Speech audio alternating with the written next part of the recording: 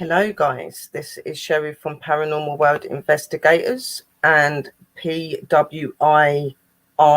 Welcome to the show, guys. So tonight's show is a topic on UFOs and aliens.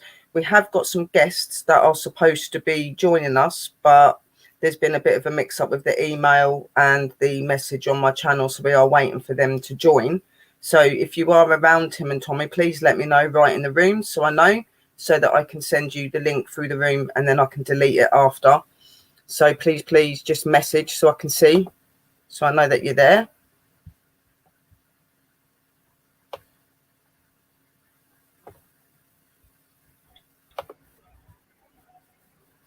Good evening, Sherry. Hello. So we're going to be starting with the show. So obviously first we're going to be going into information on the UFOs and on the aliens. So we'll be starting off with my lovely A-team, Chad and Linda. Then obviously when Tim and Tommy come up, we will have some stuff that they are going to be presenting as well, if they come up, because I've not seen them in the room yet. And then I will be doing my side of the show. I did do a UFO show the other day outside where I was doing an investigation. I will be using them through the adverts, and there will be the countdown for us coming back onto the show as well, guys. So if I'm just going to give a couple of minutes to see if our guys come into the room, and then if not, we will just continue with the show.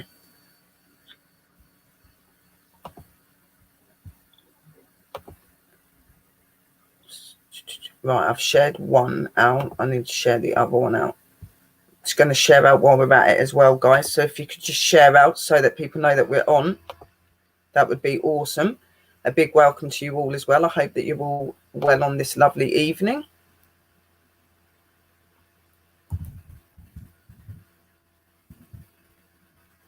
I already done one, but I didn't get the other one done. Hello, Anne-Marie. We've got lovely Smith family. We've got Exploring with Ginger. That is in our groups. That's in our Paranormal World Investigators one.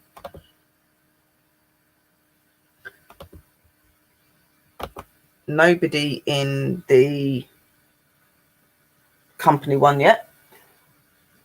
And I don't know if we've got any chats in. We've got one person in Facebook that is on watching as well. Hello guys, I hope you're well.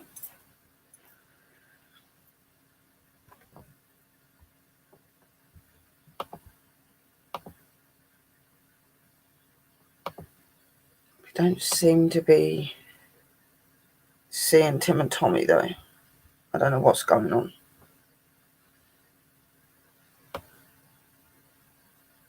Right.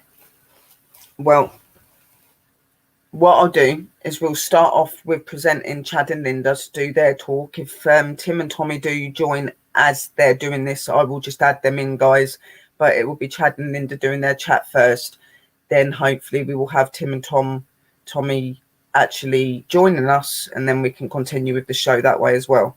So if I present Chad and Linda onto full screen so you can see what they're doing, and we'll start with them. If you want to say hello to everyone, guys, that's awesome.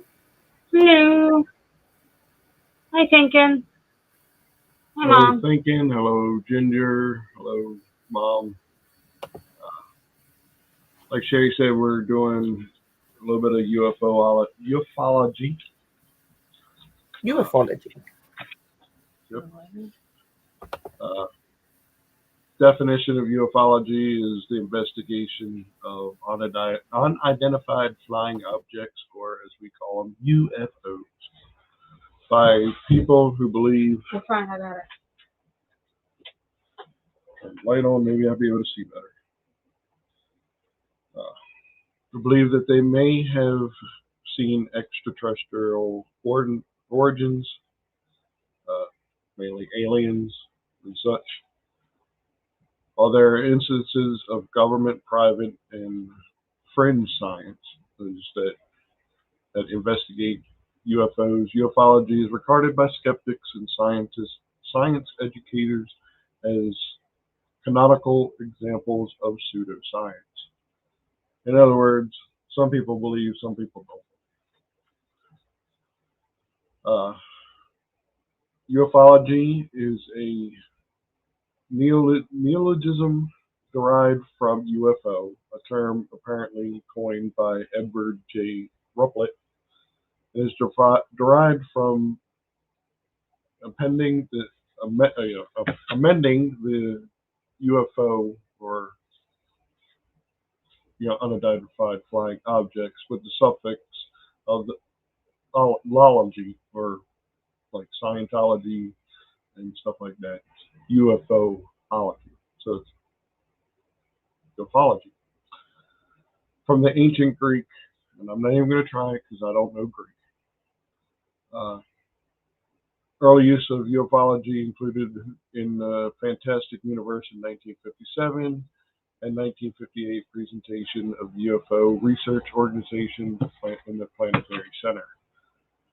A little historical background of ufology includes mystery airships of the late 1890s, the Foo Fighters reported by Allied airmen during World War II, ghost flyers of Europe and North America in the 1930s, and Kenneth Arnold's flying saucer sighting in 1947. Media attention is what of the Arnold sighting helped publicize the concept of flying saucers. Publicity of UFOs increased after World War II, coincided with the escalation of the Cold War and strategic concerns related to the development and detection by the Ground Observer Corps for any advanced Soviet aircraft. Official government-sponsored activities in the United States related to ufology ended in the early 60s, following the Condon Committee report and termination of Project Blue Book. Government-sponsored UFO-related sightings in other countries, including the UK, Canada, Denmark, Italy, and Sweden, also ended.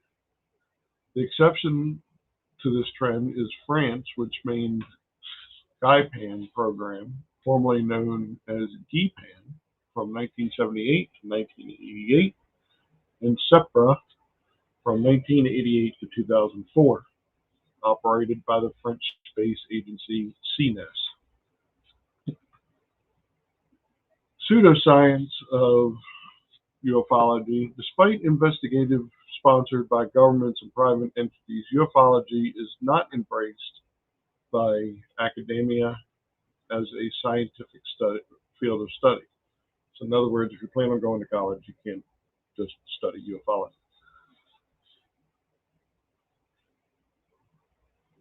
And is considered a pseudoscience by skeptics, science educators, being often included on the list of topics characterized as pseudoscience as either a partial or total pseudoscience.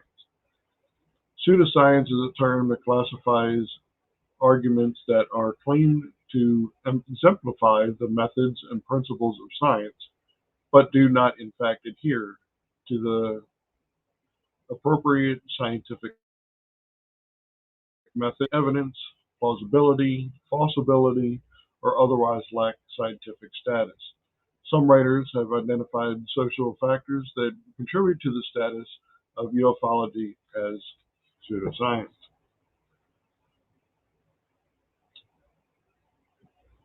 Methodological issues.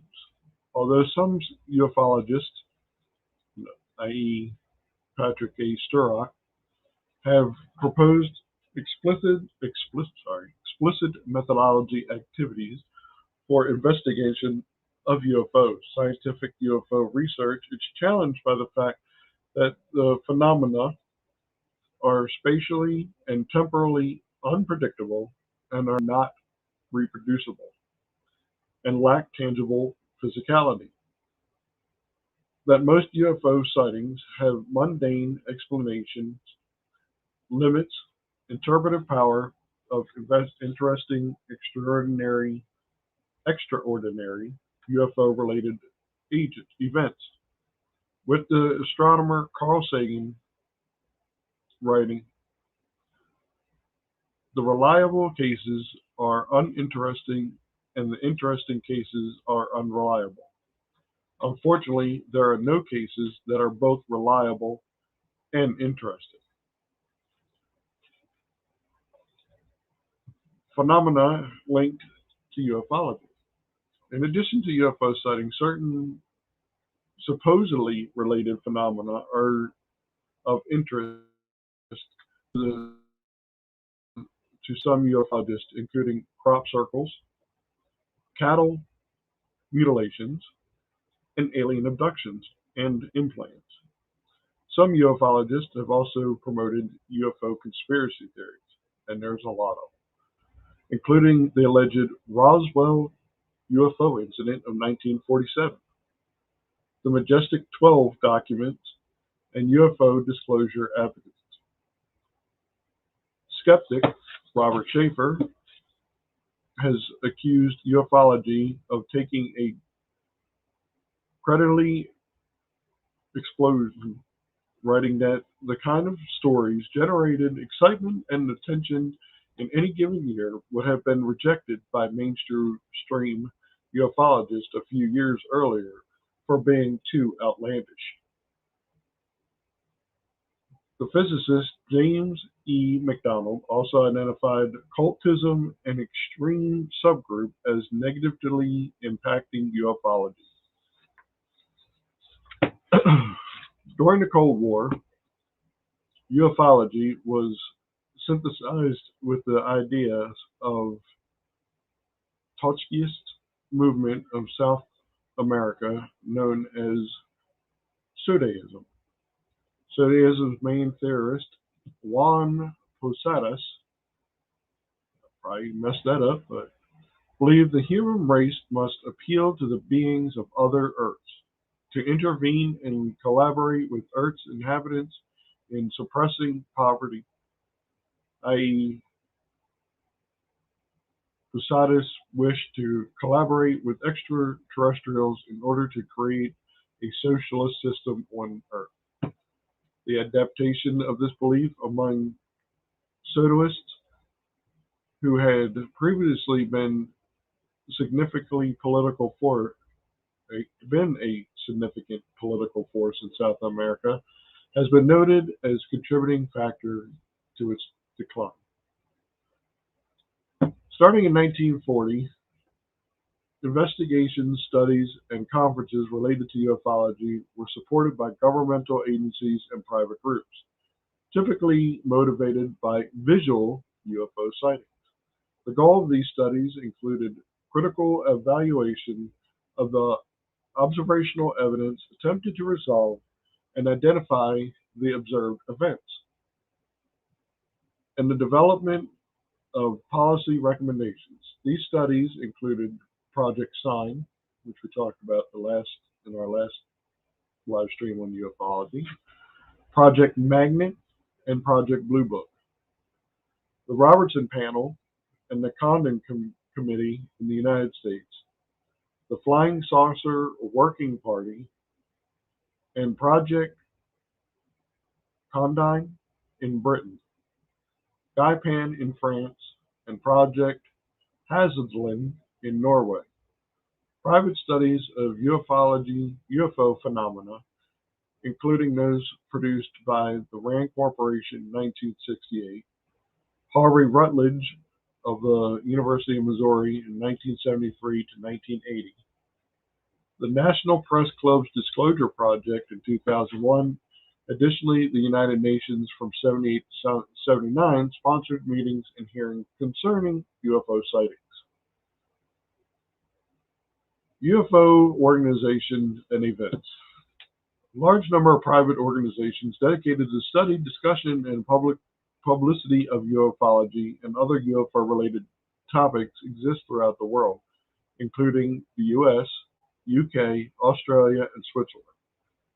Among with such pro-UFO groups are skeptic organizations that emphasize the pseudo-scientific nature of ufology. During the annual World UFO Day, which is on July 2nd, if anybody needed to know that, we missed it. And associated organizations raise public awareness of ufology in an effort to tell the truth and about earthly visits from other space aliens. The day's events include group gatherings to search for and observe UFOs. What is ufology? Ufology is the array of subject matter and activities associated with an interest in unidentified flying objects. UFOs have been subject to various investigations over the years by governments.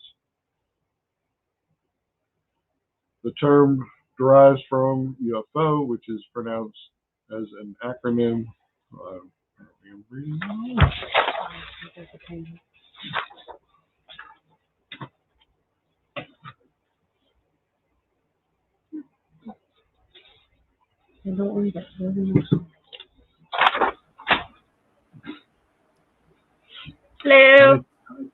Howdy.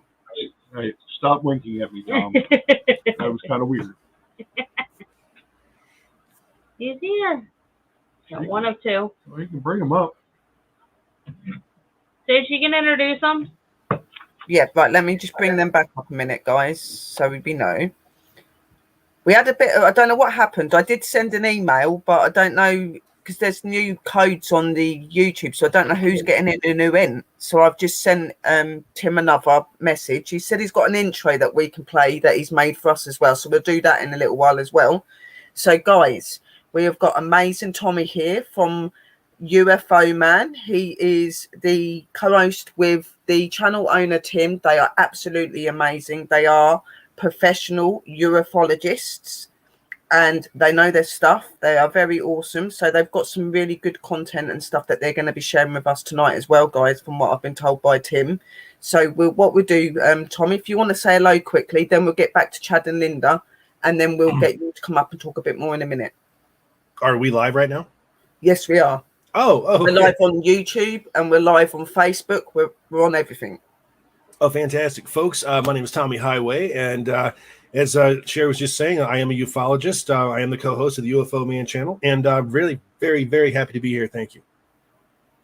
Okay, right. So, yep, that's lovely, Tommy. Tim hopefully will join us very soon. So if we put Chad and Linda back up then to continue their story bit. Back to you guys. All right. If anybody has any questions, please let us know in the chat, and as soon as we are done, we will answer what we can. Yeah. Just Start fire out sharing it out, Facebook comment. as well, guys. You again, Facebook. So any questions, just write them in the chat, and we'll read it all out. Yep. So back to me, apparently. So this comes from perspectives on history. It's a little bit of UFO history. More than human than alien, researching the history of UFOs by Gregory Ujafan in March 14th, 2017. In the summer of 1947, private pilot Kenneth Arnold described seeing 9 bright objects flying in close formation at a remarkable speed near Mount Rainier in Washington.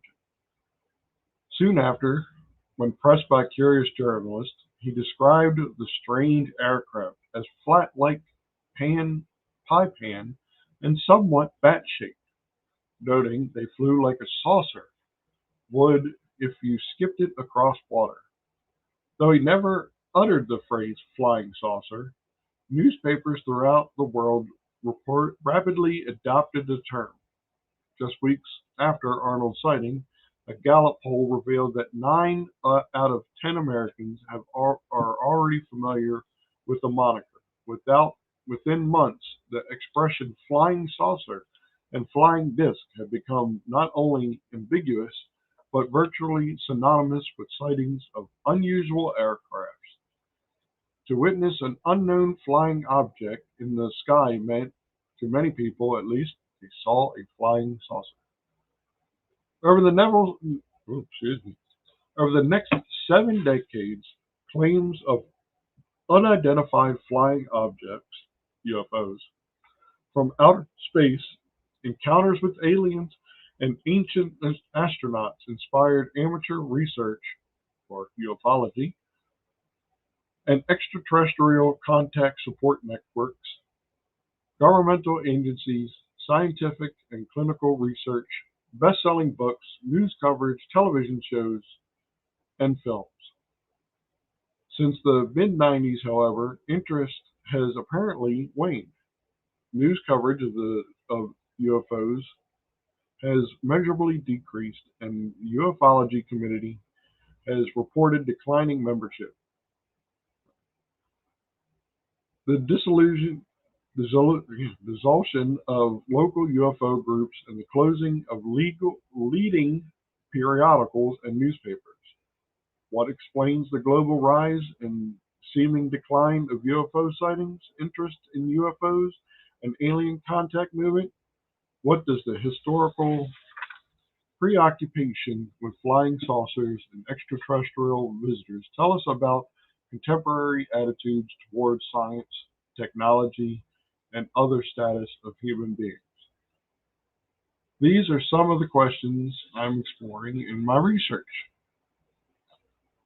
The Fellowship in Aerospace History, sponsored by NASA and the American Historical Association, has provided invaluable assistance towards completion about facets of this project. The fellowship was specifically helpful in providing me with the time and resources to conduct research at several archives. At the Special Coalition of the University of Arizona Library, I had the opportunity to examine the personal papers of James McDonald, a prominent American physicist who in the 60s became a vocal advocate of the notion that UFOs were extraterrestrial in origin. During the 60s, McDonald spent considerable time investigating reported UFO sightings, interviewed witnesses, and analyzing data. McDonald also was also a quite critical consultant to the Air Force-sponsored scientific commission formed to study UFOs during the 60 years of 66 through 68. The preliminary results of the research I conducted confirmed my early hypothesis that Cold War played a critical, formative role in the creation and sustainability of UFO and alien contact phenomenon. Archival research, in particular, demonstrated that technological innovations, cultural values, political anxieties, and institutional methods characterized of Cold War societies help fuel interest in UFO and extraterrestrials. The Cold War, however, has not been the sole social factor that has informed responses to report of sightings and encounters. For instance, decolonization movement with their criticisms and resistance to Western visions and applications of science and technology, a second wave of feminism with its success in gaining institutional recognition of psychological trauma experienced by victims of sexual assault, provided critical in providing ways for many to grapple with reports of alien abduction during the last third of the 20th century. And interviews with leading ufologists today reveal that the field is now being shaped and challenged by new sets of pressures ranging from what some dismiss as a growth in shameless commercialism to dire environmental threats to the planet.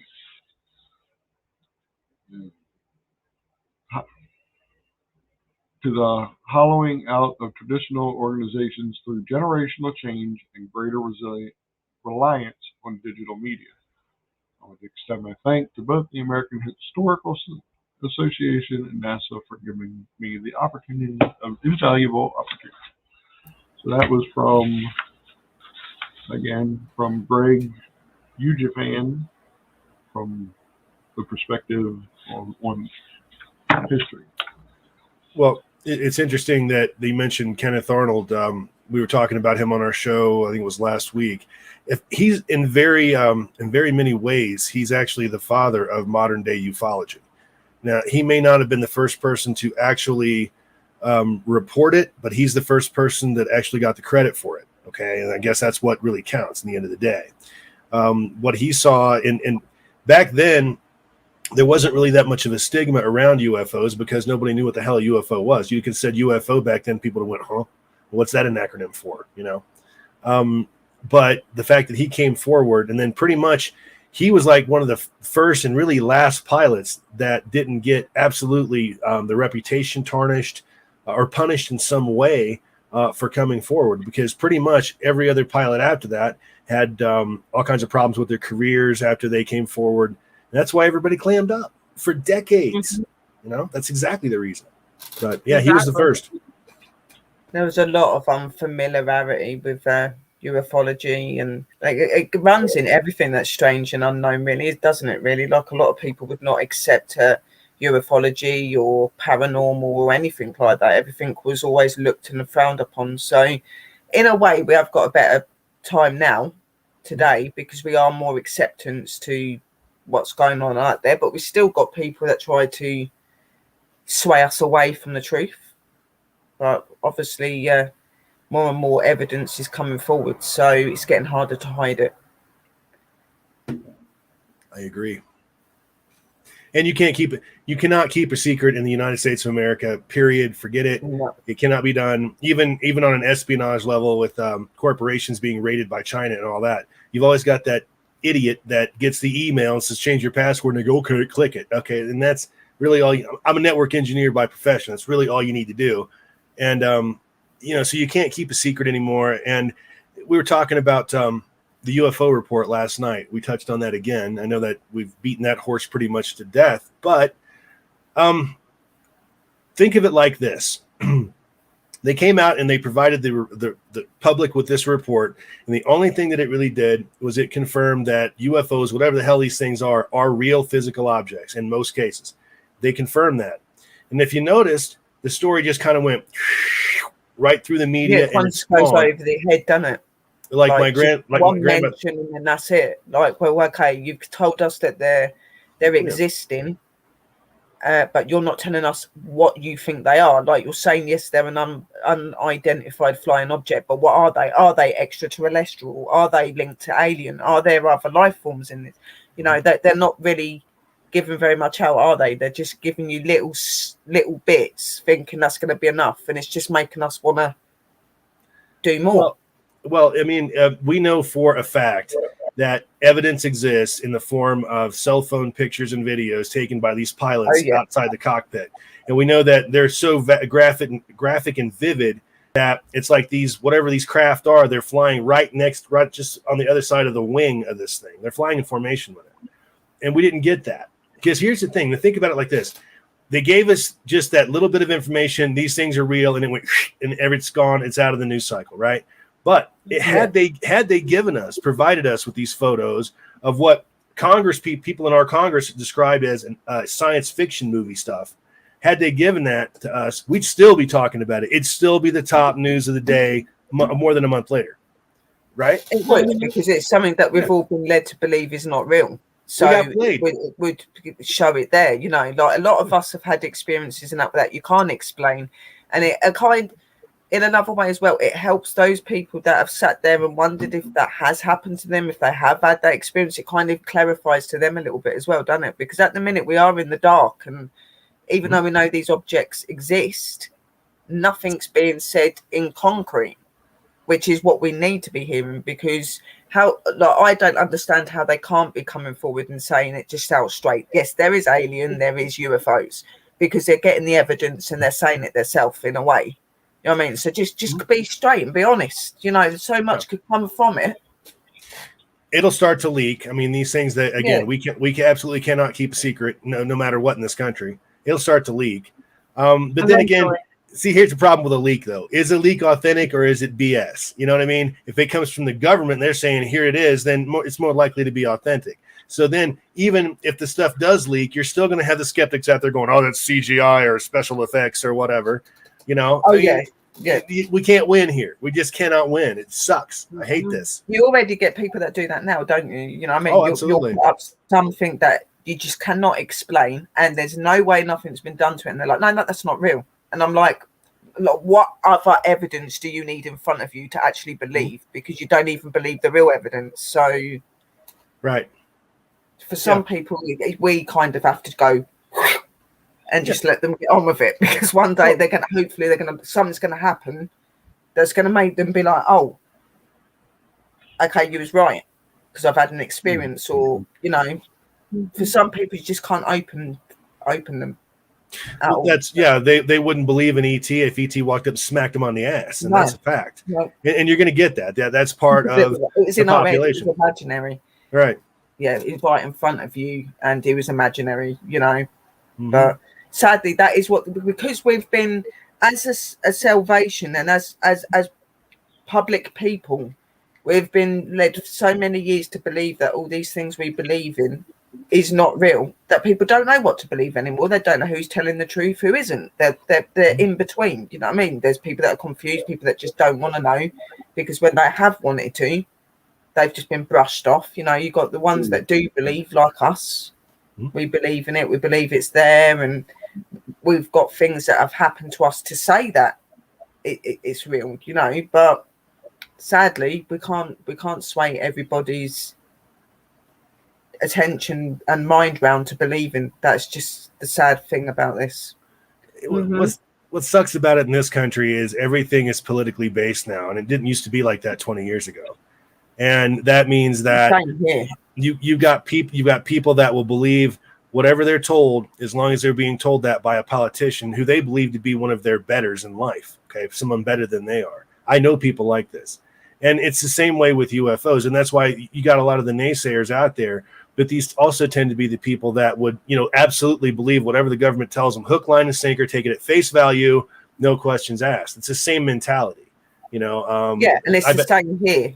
Oh, there's a lot of people that follow the government. You see, I've never really been somebody that does follow what the government says. I've never been a believer in the government. I believe the government keeps a lot of things from you, and I've always been an open-minded person, which is why I am what I am today, you know. And that's why I'm here educating now. Like, guys, don't always believe everything that the TV and everything tells you, because they're there to sidetrack you. They're there to make you believe that you are the only being. How could you be the only thing in this massive universe? How could we be the only life form? The fact is, we're not. Hello, my lovely Tim. Tim's here as well. Hello, Tim. Hey, guys. We have not showed your video yet. Thank you for doing that for us. We will put that up very, very soon. But we're just discussing at the moment about how, you know, how ufology and, you know, the strange and the unknown's been kept away so much, and now they're starting to leak little bits. But how much are they going to leak, and how much is it of it's true or isn't? Flip up on. You know. Yeah, I'm sorry for being late. I thought 7:45 was the time. So you did, and I misread it myself, and I just came in early, so that's my bad. Cool. Anyways, when you want me to put up the clip, I can. Yeah, the thing is right, this is our show, we're doing the thing, but this is yours and Tommy's show again, Tim. Yeah, so we're just doing what we've got and our research, because we do have to do the company side of it as well, because that is what this is. And then, you know, so Chad and Linda are they've been doing their little talk. Tommy's just joined in. You guys are welcome to present whatever you want, as long as it's off of your channel. We've been having some problems on our channel where some nasty people like to try and take our channels down at the minute. Yeah, so only use your videos that's on your channel. All the videos that we'll use tonight are on our channel. And so you cannot take my channel down. Do not take my channel down, because it's his content. And I am dressed from the waist up. Just, you know, putting it out there. No problem there. That's good enough. Oh dear. Yeah, no. So yeah, this is Tim. I know that some of you have already met him, guys, but some of you are probably new.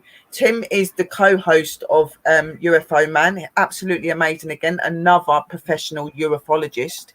These two guys are the bee's knees. I'm actually UFO Man, and Tommy's my co-host. Yeah, that's what I meant. Tommy is. I'm Robin. I'm Robin. That's what he's trying to say. I'm not Batman. I'm Robin. That's what he's trying to say. Yeah, there you go. So, Tim's Batman and Tommy's Robin. You should see me rock that leotard. Oh. He's his skeptic. He's there. And all he rocks is the leotard. I do. I make that thing work. Even the 60s version. Yeah. So the main man of the show has just come up along, and obviously Tommy's here with him. So they are going to be presenting you with quite a lot of stuff themselves, because they are very educated on this topic. Where me and my lovely A team up there, we're kind of easing into ufology and getting our feet in, and we're enjoying it. We are, but we're not as pronounced as these guys. But good to see you, chap. We are good. You too. Do you believe the US and the UK government are reading this? I do. I do believe very much so that these sort of shows are being watched all the time just to see what we're saying. We're stepping out of line. It may be even a reason to why the videos could have been took down the other day, which was to do with paranormal and Ed and Lorraine. It's all private and confidential stuff. So there's just certain things they don't want you to know. And they're just going to take all of that away. I mean, yeah, we're doing ufology, but last week's show, the part that they took down was during the Amityville part. I mean, a lot of people have seen the Amityville horror movie and stuff like that. So it wasn't a big thing for us to be rehashing a little bit of what was going on back in the 70s during that time frame. I just think it's a bit of hate. To be honest, they took you down for that, really? Yeah, I think it's hate. I think it's somebody that's jealous and doesn't like what we're doing. Because I've got a few haters, and I think they're just trying to make our life hell at them. Did you play copywritten material from Amityville Horror? But we just got, I was just literally just playing a video, of their interview. That's what we were playing, an interview video of them talking. We played almost a 30-minute video of Annabelle. And how that came about, and it was shortly after Sherry started her part on Amityville, that within 15 minutes of her starting that, it got all taken down. The site went, the YouTube went crazy, and then it came back on, and then it completely. Then it done it again. So that's why we've had it happen to us once. They took us down once. We have a question. Yeah, from and I did. Okay. Yeah, say that again. Oh, we have a question for UFO Man. Yeah. So the Space Force happened. Government confirms UFOs are real. Do you think up next they will admit aliens live among us? Interesting question, like. I don't think they ever will. No, because if they do, see, they think that American public and the public in general worldwide is not capable of handling that type of information, because they're afraid of the collapse of religion. They're afraid of the collapse of the economy, people going into the streets and going nuts. The worst parts of the Bible happening is and that's like the worst case scenario, right? And it's ridiculous. Yeah, and most people are not going to freak out that bad. I just don't see that much panic. We just saw a pandemic, and I saw some people do some really strange things. And these people were convinced they were going to die. So I don't know if, sharing with the fact that, guess what, we know that we're not alone in the universe is really going to be all that society shattering, I guess. No, I don't think it's going to be, because a lot of us already know that there's other things out there. A lot of us have had experiences and had things that have happened, so it's not going to be so alien or unusual to us. And we are a being that's very open to the strange and the unknown and the other side and the universe and everything. We're connected. So a lot of it, I think for them is that they're trying to keep it all back as well. It's all money related as well, I feel. You know, Money like the more that they hold yes. back, the more they make money, don't they? Because they're not letting everything out. If they let everything out, they're going to lose money. So I think that is a lot and driven to it as well.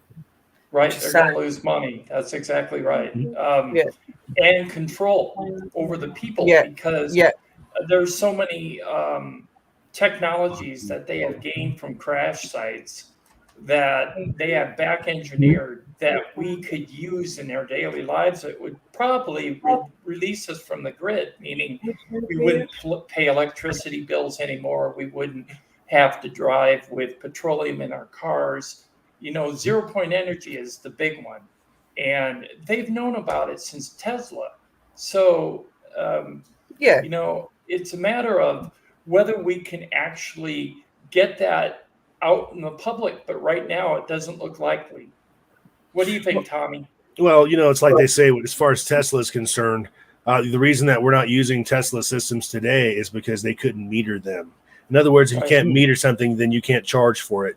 And that's the reason we went the other direction, which was obviously the wrong path when it comes to electricity generation and all that stuff, storage and whatnot. But I mean, I'll tell you,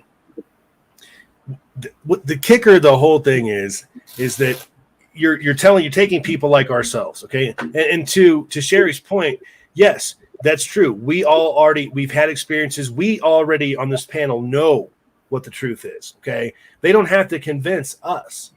But what I'm hoping that they'll do is come out and convince my neighbor, my father, my coworkers, all the people in my life, because these people have not sat there and looked at this technology, you know, doing its thing. Convince them of it. At least be honest with them about it and let them make up their own minds of whether or not they want to hang themselves over it. I kind of doubt they will.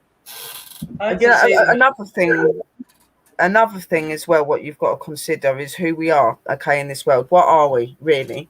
We are all numbers in a massive chain, okay? We're all numbers. We're all ticked off when they feel like it, you know, and we have a reason in publicity, and that is to serve them. Now, if we suddenly become involved in all this information and we do all of this stuff, we become greater and more powerful than them. Okay, because we are bringing forward that. They don't want that. They want to be the ones that are in control. They want to be the ones, like Toon said, be in control and keep everything in order. They don't want people to be better than them. And the thing is what they fear is there are a lot of educated and clever people out there that could do a 10 times better job than them. And they're trying to hold that back. That's why they only let certain people in. And the funny thing is we elected them. We put them in those positions of power. I have never, ever voted in my life, and I never will. That's how much I do not agree with government. I have never voted in my life, and I never will. I vote.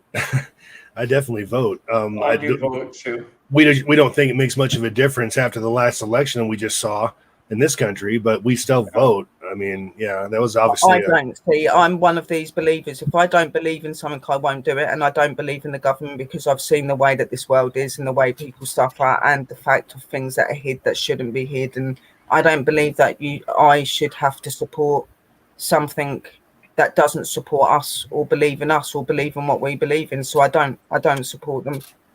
Yeah, like I won't vote understandable. against them, but they'll never get my vote. That's understandable. I vote because I think sometimes we can make a change in this country, but last year was a complete cluster mess. Yep. There's one vote thing you have to do is you can go to prison. I do that one because that's law. There's one that you have to do where if you don't do it, you could get in trouble, and it's about saying who you are in your household as well. I've done that. Oh, the census. The ones where you write down everything and you put it in the box for Labour or anything like that. I don't do that. I don't. You got to remember, England and U.S. voting are and completely stuff like different. that, Yeah, a little bit different. Yeah, sure. Yeah. Oh, it's So, completely different. Tim Thinking has a question. It says Proxima B. Proxima B. Well, we know a little bit about Proxima B, but we don't know an incredible amount about it. So right now, I can't really answer your question. other than the fact that NASA is still researching it, actually, Proxima B. And I know there are other astronomers as well looking into Proxima B. So when we get more information on that, we'll get back to you in another live stream. Yeah, there's no doubt we'll probably have them come up again at some point. They've always got some really interesting stuff they're doing, and they are two guys that I do follow. I don't always go in the chat and talk, but I am always watching you guys. Always got my eyes on you. We saw you last night, right? so thank you for coming. Thank you. So yeah, they will definitely be coming back on. But yeah, so they've got they don't really know very much about that, but like they said, when they know more, they will reveal, as they always do. Right. So, if I could guys, have you got anything else you've got to carry on saying about Chad and Linda? Did you finish your writing, reading stuff? We have 3 more things to read, hon. Right, okay. Tim and Tommy, you were talking. Do you want to carry on for a couple of minutes? Say what you want to say. Yeah. If you've got a video Tommy, or anything you want to put up, do that, and then we'll go back to Chad and Linda, get them to finish their bit off. Then we'll go for a break. Sounds good. And then Sounds we'll come back because I've got a little. I done a little UFO investigation outside the other day, and there's some really weird lights going on in the sky, and I'd like you to have a little look, see if you can notice anything weird going on. Excellent. Happy to. And we have a couple pictures we want you to look Yeah. at. Liz. And my angels Okay, up there have will got some do. interesting bits in some Very good. pictures. While we were down in So, yeah. Virginia, up on a mountaintop area, close enough to the stars, we were able to see a couple things. We took some pictures. And Okay, cool. Cool. Very cool. So I guess they're not quite Tic Tac or shaped or anything, but they're they're definitely not a balloon either, like some of the governments have said. It's definitely don't look nothing like a balloon. Absolutely not. I mean, one of our things that we're going to be showing is the different shapes. And Linda showed it to me, and I'm like, oh, look, they found an umbrella. Because one of them looks like an umbrella. So, Interesting. Yeah. Go ahead and show your guys' video, and then we'll come back and do our little bit. If we could do, if you don't mind us doing a shameless plug real quick for the show, fine. on the 21st, we have a fantastic interview. It's Whitley Strieber, the author of the book Communion. Many of you are probably familiar with the film Communion that came out in 1989. Very controversial, but very good. We actually had the pleasure of interviewing Whitley during the Contact in the Desert show. He was fantastic. He agreed to come on our show on the 21st, folks. So we hope you come by and check that out with us. Yeah, it's about alien abduction, actual account of not just Whitley Strieber, but his entire family and his friends that came to his cabin out in northern New York. So Wow.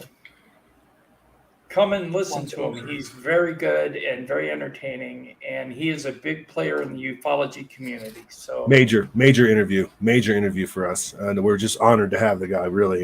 And he's I don't want to. I mean, I'll tell you what they say: be cautious of meeting your heroes.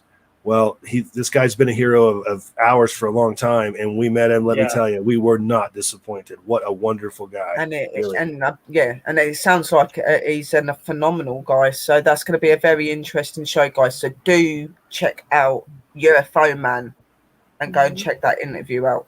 also make sure that do you want to show some videos now, or do you want to do some in a little bit, Timmy and Tom? Roll it. Oh, okay. I'll go ahead and do it then. I gotta do it differently. They set it up different. So I did a ghost box at Area 51, and they kept hearing aliens coming through. It wouldn't surprise me. Like they're very high in communication and stuff like that. So it wouldn't surprise me if they're affecting your equipment and stuff like that. Okay, here we go.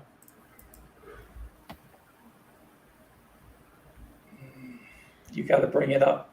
Yeah, I'm just running out of space. You have to go to the bottom. Does it come up? Yeah. There we go.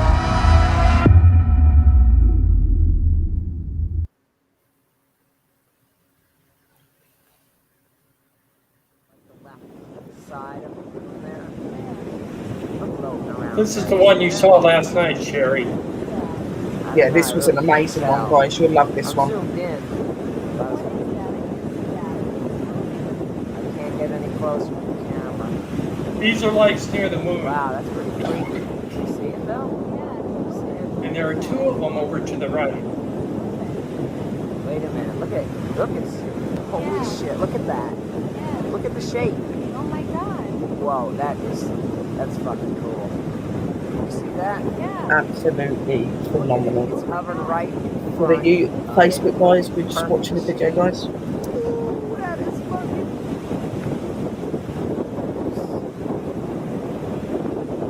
Wow. At first, I thought they might be drones because they're going into a straight V, but I have seen UFOs go into a straight line, Yeah. and they're disappearing one after another. So, This was a video, Astrid, that was shown on Tim and Tommy's show last night while they were having a very interesting talk with one of their guests. okay, this is a gold UFO passing over Mongolia, filmed by the International Space Station cameras. Wow. You're going to see it small at first, and then I will enlarge it. Now, if you look at the bottom right corner, you'll see the space station going over the land. It's showing the track that it's following. The camera that's being used on the space station is camera 2. That's the middle picture on the right. And then the upper picture on the top shows how it's traveling around the globe. And then up above, it tells you where it is. So it's over Inner Mongolia, China right now. Wow. And that will change. Now it's over China.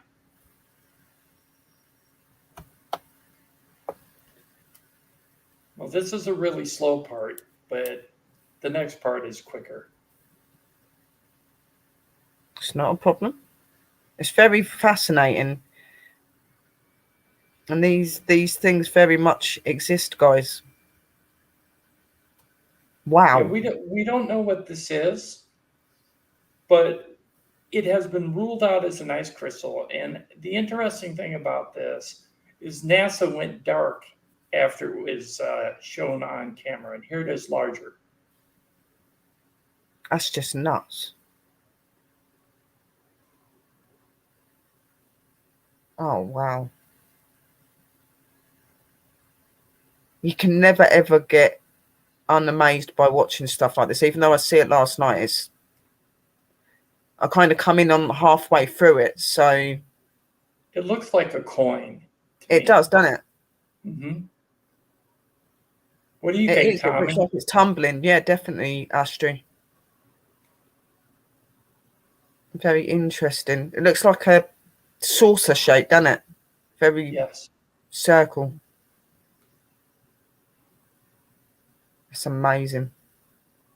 Here's a fleet of lights seen passing by the ISS on 7/12/2021 before NASA turned off the screen, okay? They went dark. But not before you can see it. Awesome, Tony. It's over on the left here. Yep.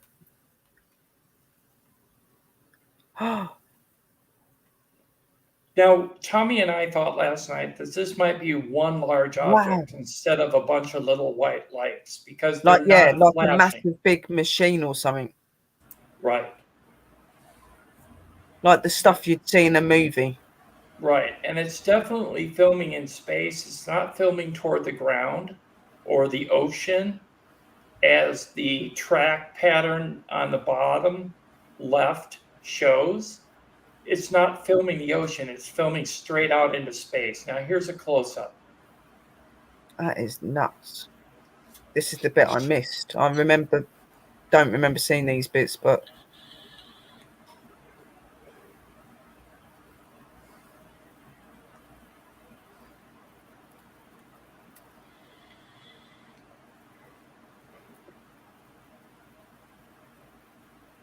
Isn't that awesome? Holy sweet Jesus. That's an armada. That's not even a fleet. That Or is, that's like a main ship. That's like probably one where little ones go into. Yeah, it could be a one ship. Don't know. Yeah. If it's an armada, the lights are staying steady and they're not flashing. Yeah, no, they're definitely not individual things. It's all on one thing. It's like it's got like light and like little windows. This is my hometown. This is That's a bright. crazy. These are 4 bright white. Hello, MCAT. Anyways, bright wedge-shaped UFOs over Cincinnati. 4 of them. 4 of them. And they were appearing and disappearing over a period of 3 minutes. The original, wow. The original, the author of the clip said that his camera drained from a full battery to nothing in a matter of a minute and a half. Wow. So he wasn't That is able to get the phenomenal. full 3 minutes. That is truly amazing. What's that thing that's flying right up at the top? Is that an aeroplane? Helicopter. Helicopter. Right, okay. Just making sure. That's phenomenal. Look at them, guys. I'm from that city, and I had a very profound experience with a UFO near that city, and I mean so much so that I had to write a book about it. I couldn't keep it in anymore. That's just amazing. And like none of our objects do things like that, like disappear and come back. You know what I mean? Wow.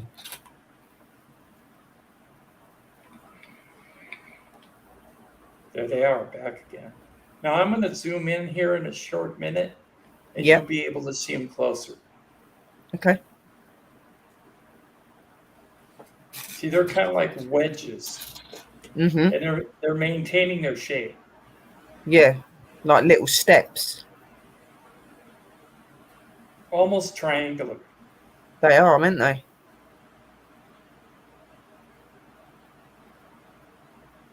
Absolutely incredible.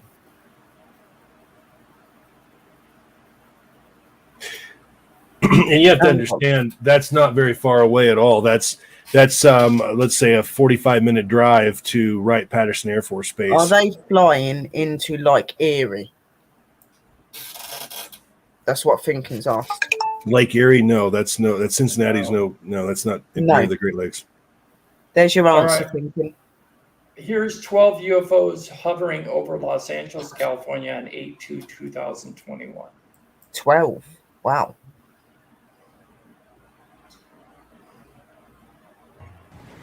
We'll see, won't we, if we have all questions answered by 2023.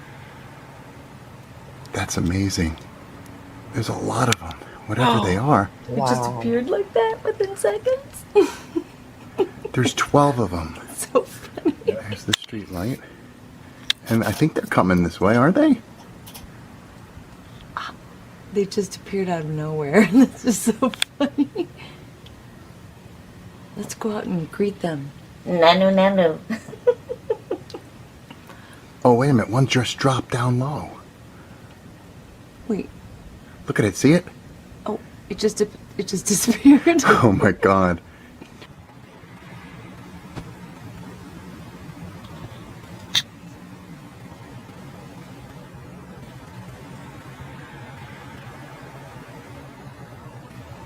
That's amazing.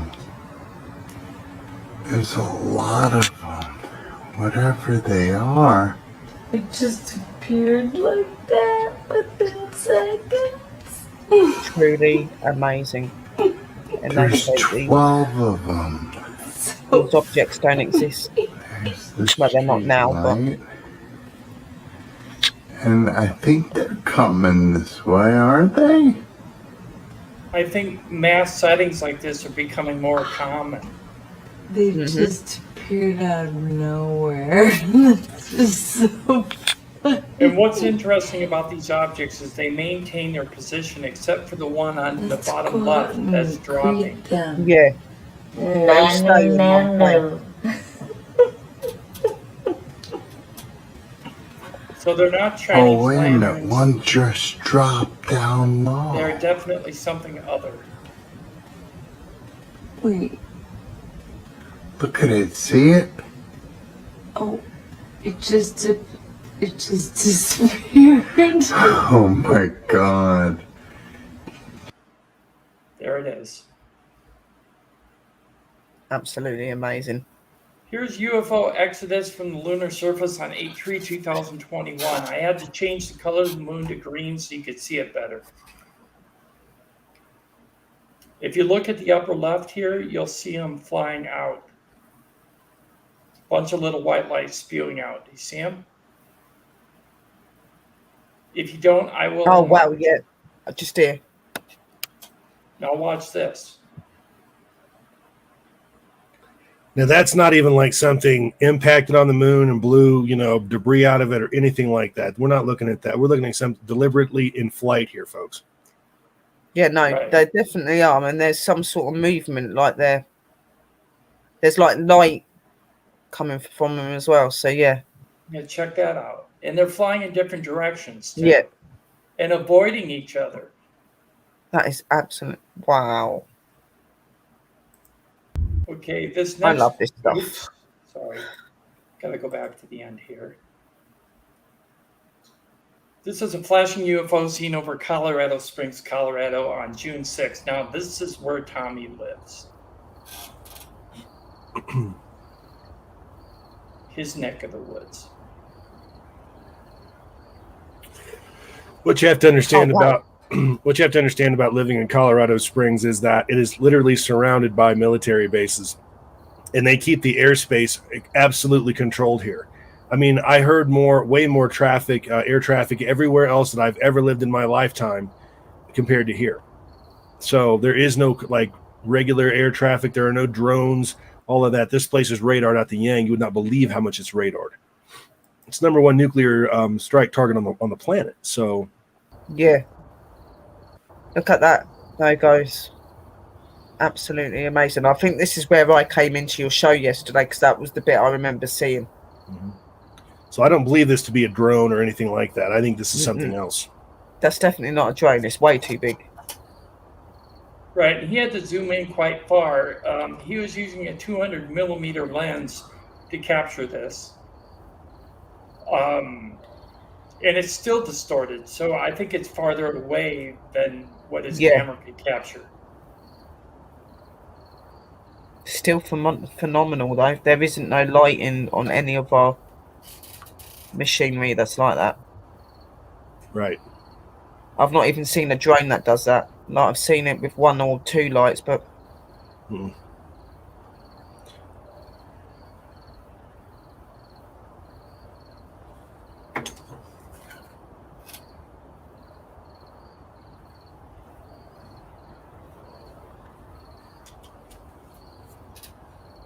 I think it's a disc of some kind.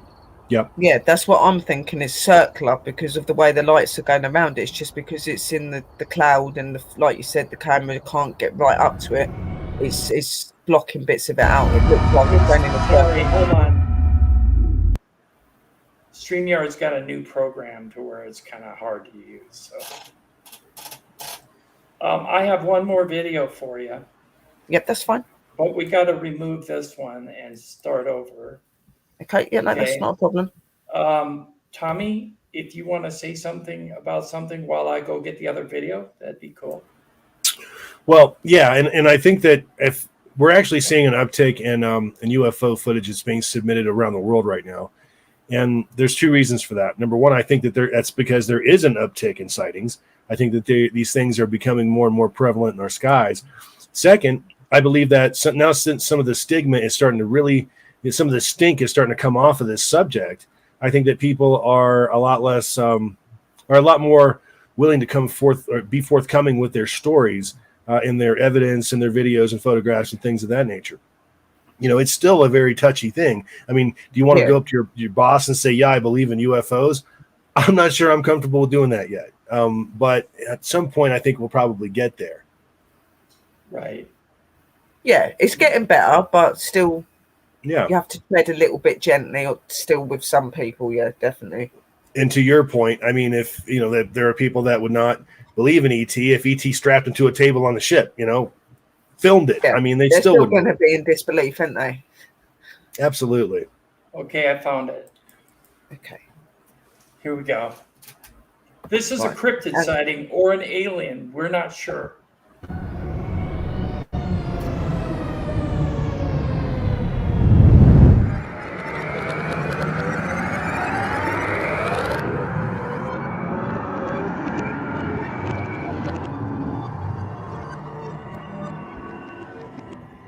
This happened in Poland. A man heard sounds from his farmer's field and he went into the woods to check.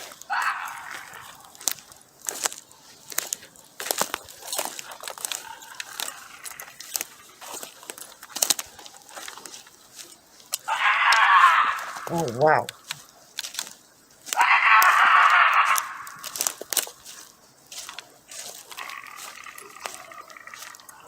Dude needs to get a real flashlight. Yeah.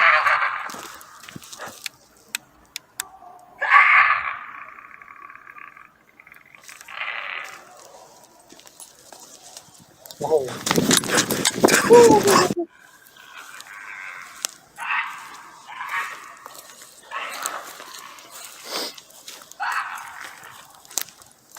The hell go to?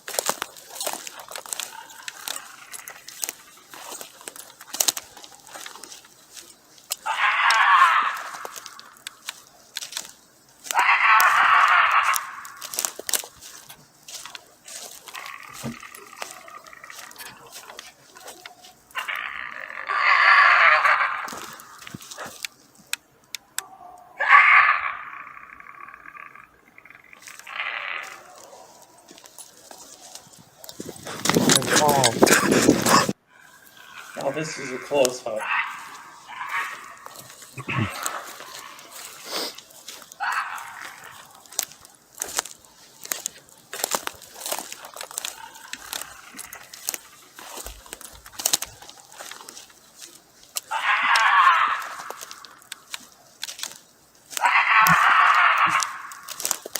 that sound on itself is just really, really Yeah. creepy. You know what I mean? Really is.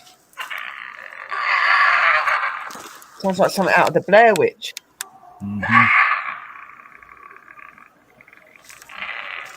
Wow. Whoa, whoa, whoa, whoa, whoa, whoa, whoa. Linda said it was out of Jurassic Park. But that was. Well, somebody thought it was a rake at one time. That's what I was going to say. Is if it's not an alien, it looks very much like a rake. Very But much like a rake. I've heard that rakes have been debunked. It's some kind of a cat. I think it's some kind of a cat. Except I it's don't got know. arms. Look at the It's shape got of it. arms That is like a not. human. That's not a cat. That What? is a human form. But It's a human Watch its form. tail. Watch its tail. That's it could not be a tail. rake. A rake has tail. I got a close up showing the arms. It could be a lizard person or something as well. There's many things out there. That is absolutely phenomenal. That See the video. arm? Wow. Woo. It's very strange looking though. Puts its head down. Yeah. There's the arm. That is absolutely wow. Oops, sorry. Alien or cryptoid. Very, very hard to be able to tell with that. Like I said, if it's not an alien, it does look very much like a rake. It does. And they do, some of them do have tails. Somebody even mentioned it might be a skinwalker. Skinwalker is another one that it could be. Also, some people talk about a lizard-like man. That like a reptilian. creatures that- Yeah. Yeah. But There's we some thought you'd crazy like stuff. that one on your channel, so that's why we brought it out. Well, I absolutely love that. Stuff like that, I absolutely love. Even though the sound was really creepy, I think if I heard that, I think that would have made me run. I probably would have been running the opposite direction, and I don't run from anything investigation-wise, but I think if I heard that, I probably would have been... From what I understand, literally gone. the Polish farmer was checking some cattle in the field, and he heard noises in the woods. Yeah. And he thought it was a distressed animal, and he was a hunter, so he went into the woods to check. Yeah. That's why he had the courage to walk in there. It does very But much then- so, Lucas. I agree. It does. He very much does look like a rake, one of the cryptoids, definitely. But again, there's no saying that some alien may not look like that either. How do you know that a cryptoid is not? I mean, sorry, a rake is not an alien. How do we know they're not some sort of alien form? How do we know don't. that it's a We rake? don't really know a lot I about mean, a rake. There's not a lot out about them. There is information out there to say rakes have been debunked. So Yeah. if that's the case, then this could be something other. Now, what I thought it might be, and just off the cuff, it could be a hairless Bigfoot. It could be, but then everybody debunks lots of things. But there has been some very interesting videos around rakes that are very strange. So again, like aliens and Right. other things that I don't believe that they're not fully real. I don't. I do believe that they're out there. Again, I just believe they're being hid for a reason. I think they may be some sort of alien life form. That's what I think a rake is. What do you think, Tommy? I don't know, folks. UFOs. I mean, do you hear yourselves? Come on. Are you people feeling okay at this point? I'm kidding. Yes, we're feeling I am fine. 100% fine and 100% with my mind, and there's nothing wrong with me. There's something wrong with the people that think that they don't exist. That's right. I completely agree with. You know what I mean? As far as that creature thing was concerned, that is some creepy stuff. And like Yeah. you said, the sound was, that just sent chills down your spine, really. But there's all kinds of strange things that have been photographed and over the years and over the decades, really. And you got the Bigfoot thing. What is that all about? That's not something that we generally get into over at UFO Man, but we're obviously aware that that topic exists. And a lot of people have various opinions on it, things of that nature. But that is a weird video. Yes. It is. And like I said, I don't normally run from anything, but I think if I heard that, because I remember having a sort of similar experience in the woods before, but nothing sounding like that, but there was this high-pitched scream thing going on, and that was scary enough. So if I heard that and then I see it, I think I probably would have pegged it, because it's just the sound that would put you off first. I wouldn't be there either unless I had noise? one of Tommy's assets. Yeah, I own a few assets that would take care of issues like that, I think is what he's trying to say. Yeah. Without saying it. It's like walking into my apartment and tripping over guns, okay? Sorry. Okay, so do you want to go back to you, Chad and Linda, to just finish all stuff off, or do you want us to take a quick break? How long have we been on? We've been on an hour and 50 minutes. Do you want to take a quick break? That's Sounds fine. Yeah? Yep. Right, so I'll put on a little bit of the video that I done when I was doing some UFO watching. I did get some very strange lighting. It was very clear sky. My phone is not the greatest, but there is most definitely some movement or something going on, and there's some strange lights that keep appearing and disappearing, which I did not see when I was looking with my own eyes. So we'll see. So how long are you going for your break? We're probably about 5-10 minutes. Quick enough for the guys to get themselves a drink, go and have a toilet, and then we will be back. And we'll do a Okay, that'd be countdown at fine. the end, and then we'll come back on again. So there'll be a 30-second countdown as well. Okay. Yep. We'll work. Okay. Post YouTube. Gotta find it now. Live UFO watch. I think that's it. Excuse me, guys. I'm talking to myself, but hey. This is the video that I done from my garden the other night. From PWI, RD, and Paranormal World.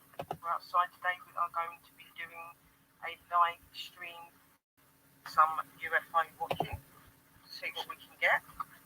So I hope that you're all okay, and I hope that hopefully we're going to find something in the sky tonight, guys. We shall see what happens and what it bears in mind to do.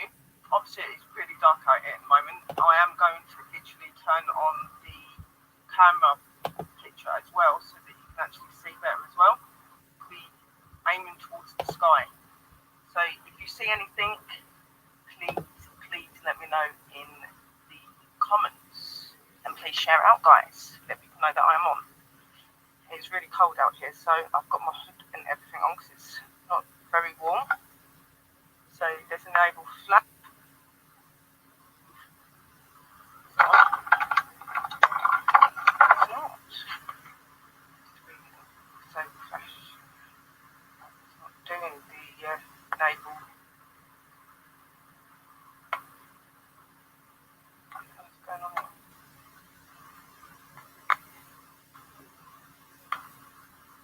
Naval flash.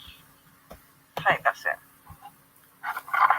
So we're gonna try and get phone into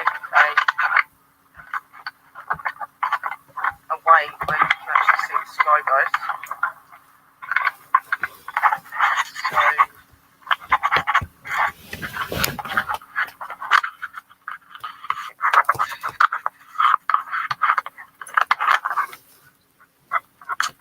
just have a look at what we're doing here.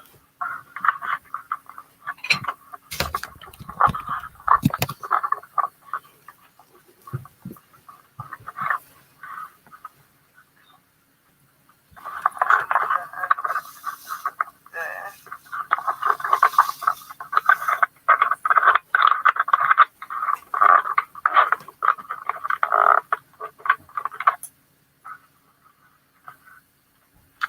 Go into different mode as well, that might help.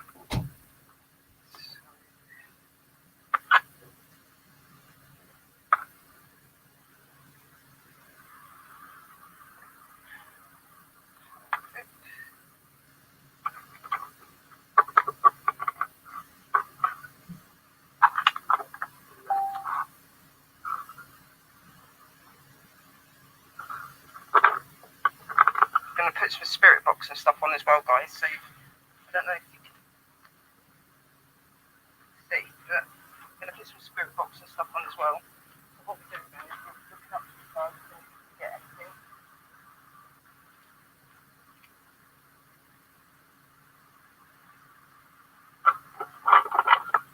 I think it's to be down a bit more. Hang on a minute, guys.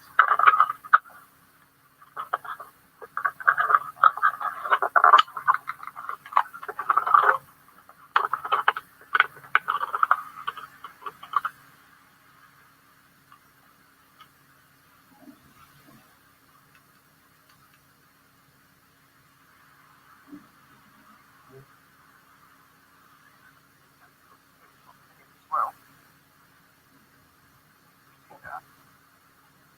We do the solo X10 spirit box as well, guys, so that we can see if we can get any of them to talk to us or anything.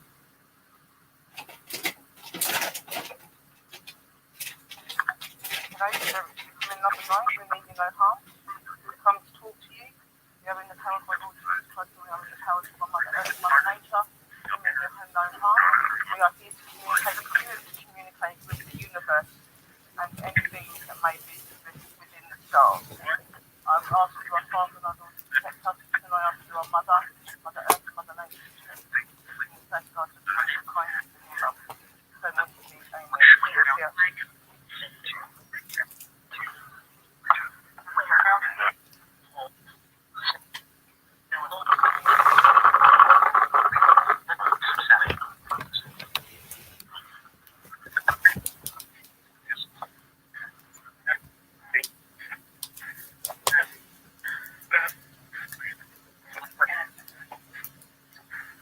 Remember, guys, if you see anything in the sky that's weird or moves, you need to comment.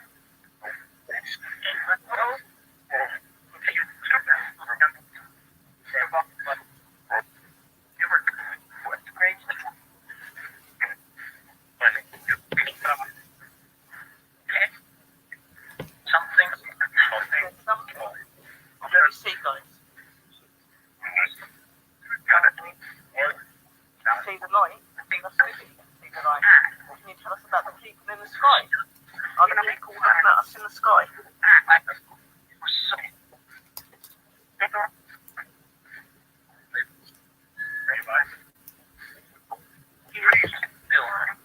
Are the people in the sky known as aliens? They're like looking at planet Earth. Why do they watch Planet Earth?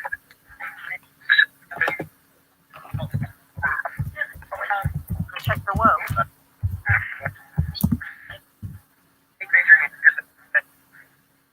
Have a dream. What's their dream?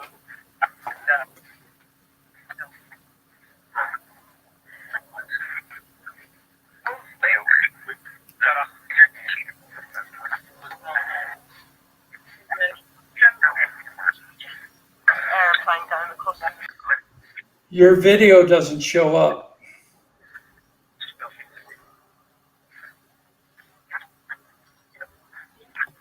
That's how dark it is.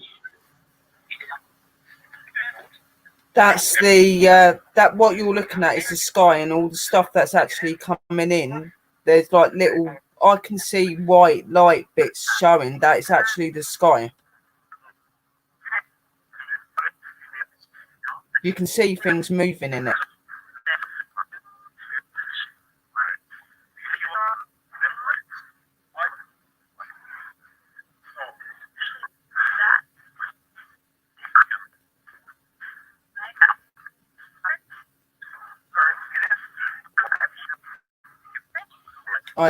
As I said, it's not the greatest video, but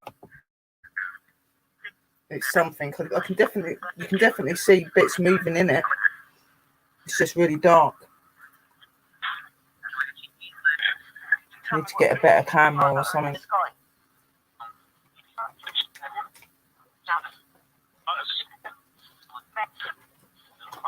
From my end, it's just a gray box.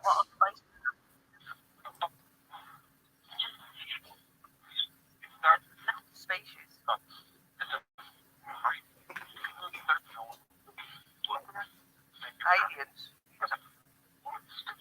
Are aliens real? Right. Sorry. Do you like that?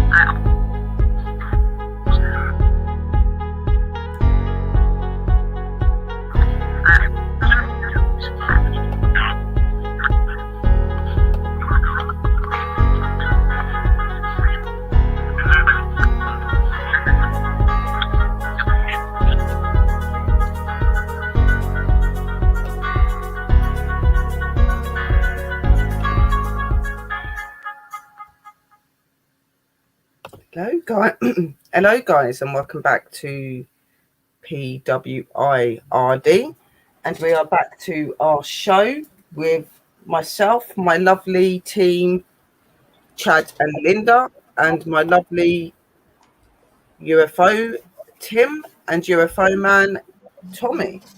So what we're going to do is we're going to continue with the show with letting Chad and Linda finish reading what they got, and then we'll go on to what I've got, and I'll read a little bit of mine, and then Tom and Timmy can take over and present what they want to present as well, answer any questions. So over to you, Chad and Linda, quickly. I'm just going to do it to a smaller screen so that they can come up, but I can... Okay. Well, we're actually going to share our screen. So. Oh, okay. That's cool. This comes from the South China Morning Post. It shows UFO sighting. While we were in commercial break here, we all froze. Okay.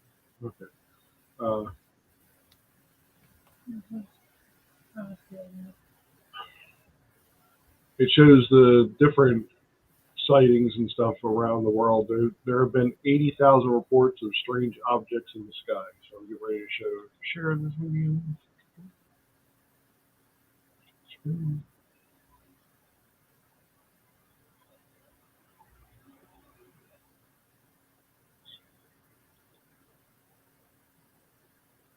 I see what you mean, Tim, about the whole... Push video file. It's not a video file. It's actually if it'll show up. Are you getting the box that says your browser won't access? No, I'm not getting anything. I mean, Chad and Linda, are you getting a box? Everything's frozen over here. Our computer likes to act wonky at times. Is there an article with it? Can you read the article? I'm getting ready to share the screen. Okay.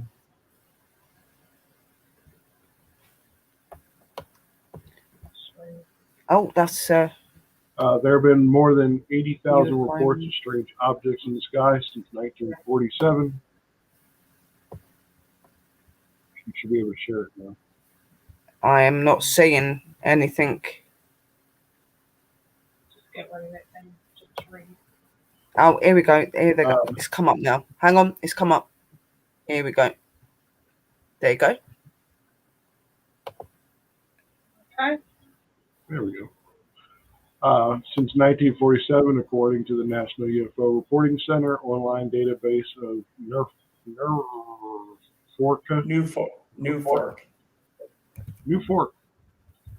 Whether you believe it or not, believe any of them as actual sightings of alien activity is up to you. The term flying saucer was coined after pilot Kenneth Arnold claimed he spotted 9 shiny, unidentified flying objects passing Mount Rainier on June 24, 1947. Several years before Jimmy Carter became U.S. president, he reported seeing a UFO while in Leary, Georgia, in 1969. So you got Mount Rainier here. You got Roswell, an airborne object crashed into a ranch near Roswell, New Mexico, July 7th, 1946, which some claim was a spacecraft containing extraterrestrial life. Growing interest in the case. It was 1947. I'm just reading what it said on there, sir. July 7th, 1946. Growing interest in the case and allegations of a huge cover-up led the U.S. military to conduct an internal investigation in the 1990s. 2 reports were released which said the object was likely to have been a high-altitude weather balloon, which none of us actually believe that. During a 5-month period from 1989 to 1990, thousands of people in Belgium claimed to see a black triangle with lights flying low across the country. In June 1994, Meng Zanganol alleges he had a sexual intercourse with a 3-meter tall female alien. This is Hawaii, 1942. June 2013, a foreign object smashed in the nose cone of an Air China passenger aircraft, it was flying 26,000 feet. The strike caused a huge dent, and the plane had to make an emergency landing. So this shows the Pentagon Advanced Aerospace Threat Identification Program between 1987, there was only 156, 1997, 814, 2007, jumped up to 2,586, 2012, it jumped up to 4,766, and we had a small decrease in 5 years down to 4,530. That Chinese jet that you were just speaking of with the crushed in nose cone, I've always been very fascinated by that because I want to know what causes that kind of damage to an airliner at 30,000 feet. I mean, I've always been very fascinated by that. Right. Yeah. Plus, there was no wreckage on the ground of anything that hit it. No. We ought to cover that one day, Tim. Yeah, we might do that. That'd be interesting. There you go. We gave you content. All right. Yeah, We're that might stealing. Might be a good topic. We're just here to steal. High That's five all. on the sharing of content. Yeah, high five. So here we go with the weirdly reported shaped objects. In 1941 to 1944, it was little circular dots of light. 1942, Hawaii, China, saw Kung Lao's hat. Easiest way to remember it. Looks like a little hat. Or a bowl upside down. Somebody got a little ticked off and threw a bowl. 1943, we get the Oreo. 1946, in the United States, we get an eyeball. Donut. 1947 is a donut. 1947, we also had an umbrella. 1946, in Sweden, they had a little egg shape with, or Tic Tac, whatever you want to call it, with legs. 1946, we got a top hat. 1947, Roswell, we get the saucer shape with windows. 1948, in several places in the United States, they saw what looked like little fireballs. 1950s in the U.S., we go back to the top hat with a little antenna. 1950 in Spain, we got what looks like a little hurricane looking thing. 1950, we go back to the bowl shape. 1951 U.S., we got your little triangle fleet armada there. 1952 Brazil, we got two frying pans on top of each other. 1952 United States, looks like we got the USS Enterprise. 1954 Brazil, we got, it looks like little sound waves shape. Angola, 1954, we got the little hat with windows. 1952, got small little donuts. 1952 Brazil, we got 1952 Andesky type ship.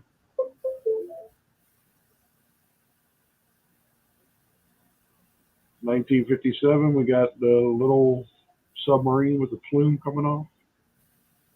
1958, Brazil, got the little, looks like little Saturn. 1959 New Zealand. We got a double-decker. 63 Norway. 1964 United States. 1965. 1966 in Britain. We got another little bowl. 1967 Canada. We got weird-looking sound wave. 1967 France. Got another little hat. 1967 United States. I have to keep reading the date. I mean, just a lot of weird shapes. So it's like everybody in ufology would probably agree. I mean, you're talking about, well, I think Tim actually always put it best. Tim's like, the reason you have different shapes and sizes and all that is the same reason that you have Ford and Chrysler and General Motors and all of that, because you've got different makes and models and different craft do, specialty work. Think about how we do it. We have certain planes that do certain jobs. They're not all fighters. Some of them are, rescue, whatever, right? And I think that's why we see over the years, over the decades, we've seen so many different types. Is not, they could be from different species, or it could just be the matter of, we've got different tools for different jobs, whatever the hell their job is they're doing. Right. It could be one species with a bunch of different models. Sure. Yeah, well, they wouldn't run no different to us, I guess. They would need things for different. Right. I mean, you don't. This one here that says in different places. This one kind of looks like what we have now is the stealth bomber. Or that thing over Belgium. Looks like the TR-6, though. 1,200 feet on each side, the long sides, and then 300 feet on the back end coming to a point. That looks like a TR-6. And a TR-6 is actually a black project, back-engineered alien vehicle that the U.S. government actually has in operation. Well, some of these things are spheres. Here, the different reports that they've had. You got circles, spheres. The most that they've seen, which is a lot of them, is basically just kind of lines. You got ovals, you got a fireball, triangle, disc, and then the different movements of each kind of that they've seen. Some of them have been in zigzag, some of them have been in the conical.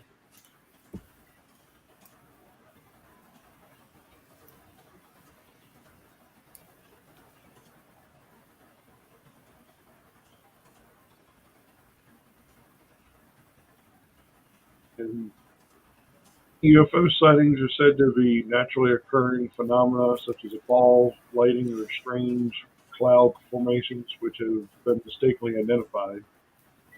In the famous case of the Lubbock lights in 1951, 3 Texas techs saw what appeared to be a semicircle of lights in the sky. U.S. Air Force investigation concluded the lights were birds reflecting the season's light, but later said it was a natural. I have yet to figure out what bird reflects light while it's flying. Especially that bright. From that Exactly. height. There isn't. That's the fact. There isn't. What you've got there is you've got excited swamp gas that's being reflected off of a light pole 2,000 miles away, and then projecting onto the underside or the ass of a flock of ducks. Yeah, a goose. That's what it is. Yep. And the light's coming from and now everybody please the camera, so And not Men in Black. we're all going to Men in Black you at the moment. Yeah. These are common mistaken identity is a weather balloon. All right, the Roswell infamous weather balloon. which Oh, has that- been, which has yeah. been ruled Strange out, by the spot. way, because Project Mogul with the weather balloons and the crash test dummies didn't start until 1952, and the crash was in 47. And there were two discs that hit each other and crashed in different locations, one near Socorro, which is outside of Roswell, and the other one near Aztec. They recovered bodies as well. I took a trip to Roswell a few months ago and hung out with the people there. And I mean, anybody that comes to town with that weather balloon theory, I mean, they're absolutely positive, excuse me, that this thing happened. In fact, they say it was two vehicles that collided. They were not saucers. They were more of an arrowhead shape kind of thing. They collided. One of them was completely destroyed. One of them was messed up, but still kind of there. That's where the bodies came from. And I'll tell you, these people, they built their entire economy of their city around aliens. I mean, you see aliens, all the light poles, they're aliens. So they're very serious about that. And to say that, that this is a weather balloon. Tim and I were talking on the show last night. I'm sorry to interrupt, but on the show last night about the report that was released, the UFO report. And the one thing that they say that they can identify as not being a UFO out of 147 sightings or whatever, that they say this is a weather balloon. Tim and I think, well, I certainly disagree with it. Right. I think they got that one wrong. I think that's a UFO too. Yeah, it was at too high of a height. It was pacing the airplane, the jet. He was keeping up with the jet. And the jet was traveling at what, 17,000 miles an hour, or something like that. And it was at 37,000 feet. So how does one of those foil kids Batman balloons for birthday balloons, how the hell does that get up to 37,000 feet? And it doesn't. No way. And how can a trained pilot who is trained to spot different aircraft from 20 to 25 miles away and identify them, misidentify something right up against his cockpit? Yeah. It's not possible. We didn't mean to interrupt, but yeah, the weather balloon thing has always been the chestnut, and we like to rage against that one too. Yeah. Cloud formations are easy to tell whether a Mylar balloon filled with helium is going to burst before it gets to 30,000 feet. Exactly. Yeah, definitely. Terrestrial physics tell us that. We have a hard enough time. Right. I mean, we have a hard enough time keeping it up at 80 degrees in the wind. So a fire balloon is going to burst before it gets that high. Absolutely. I agree. I have to honestly say something here, Chad, before you continue. Before you continue, Chad, the cloud formations, most people within the ufology community do not misidentify cloud formations as UFOs. Or people with an IQ of over 7. Yeah, you can actually tell. And lightning, you can tell. And drones, for the most part, you can tell because they're required to have a certain type of lighting pattern that is required by the FAA. So it's not something that is easily misidentified. Right. It's and red Venus is red on the stationary. left and white on the right. Yeah, on a drone, it's supposed to be red on the left and white on the right. Correct. So if they're blinking, I mean, It's not a drone if they're blinking, is it? No, if they're blinking, if they're flashing, then there are the required lights for a drone. If they're solid, then they may not be a drone. Right. I mean, the ones that they have, the commercial, we'll stop sharing, you can come back here.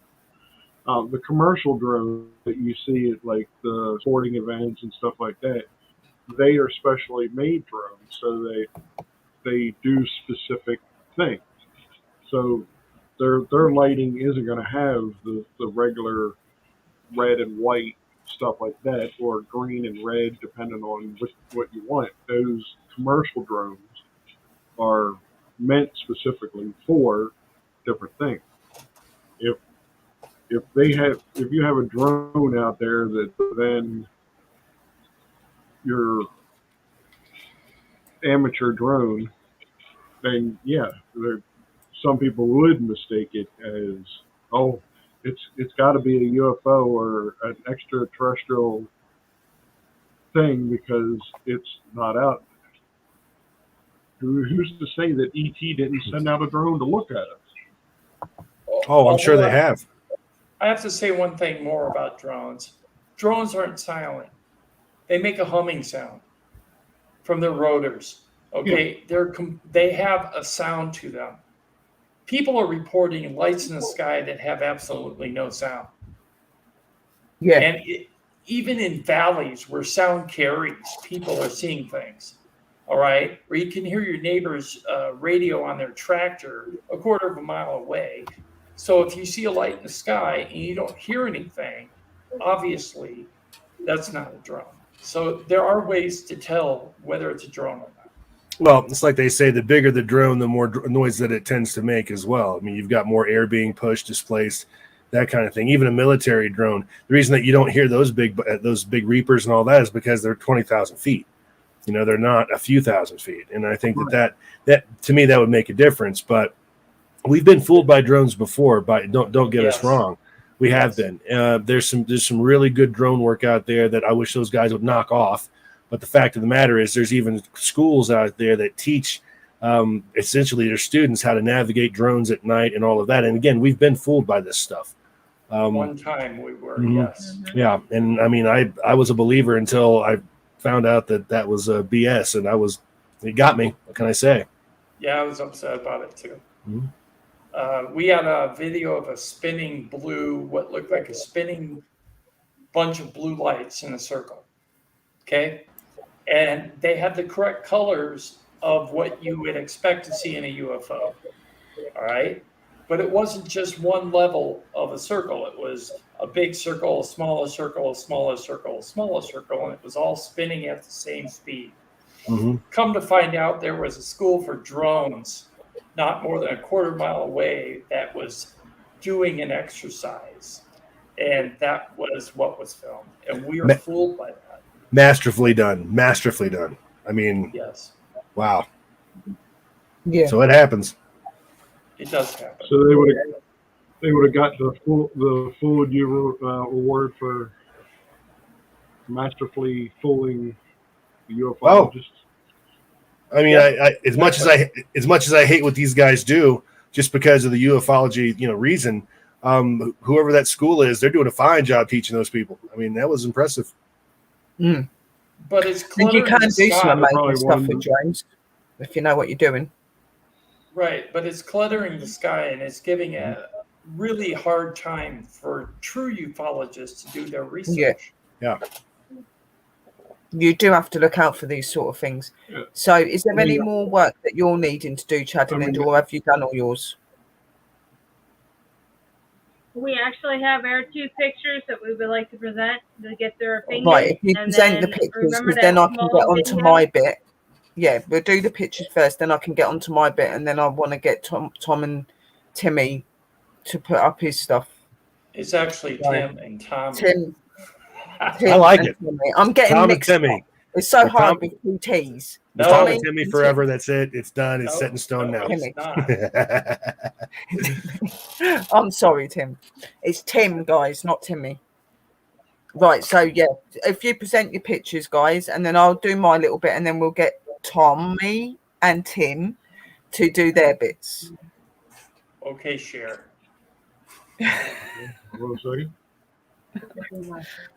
It's late. It's 3:00 in the morning here for me, so my head's going into shutdown. Okay, we understand. Yeah. So just excuse me if I do say names wrong.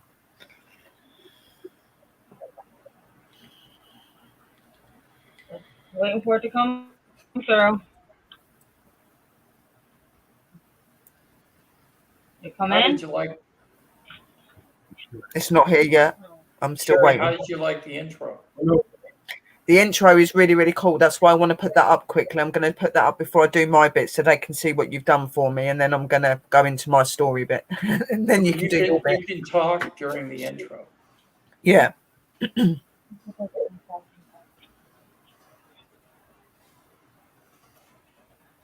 That's the computer. Yeah, I know. It's a little bit slow. I know.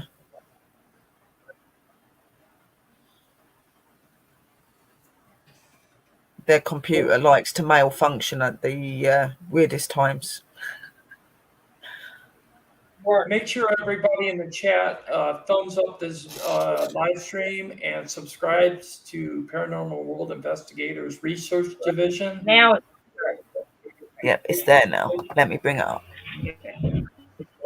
So here's some pictures, guys. These are what? Are So these what this you is call? Right, let me mute. Was that, yeah, was that this is what I moving? caught. Actually, this is originally. This is what I caught on the picture. We were out doing a normal investigation at a new location, and this happened to pop up in there. Chad was the one taking pictures, and I'll zoom out. And as you see, it is in the sky. This is one of the trusses to the bridge.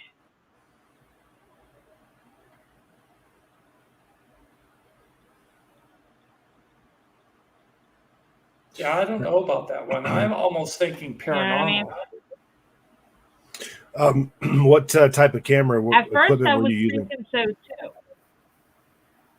I would say, but to be honest, I have not seen anything of like that that looks paranormal, and I see spirits. I've not seen anything like that. What camera was it done Yeah, on, neither sis? have I. Hold on, I'll go.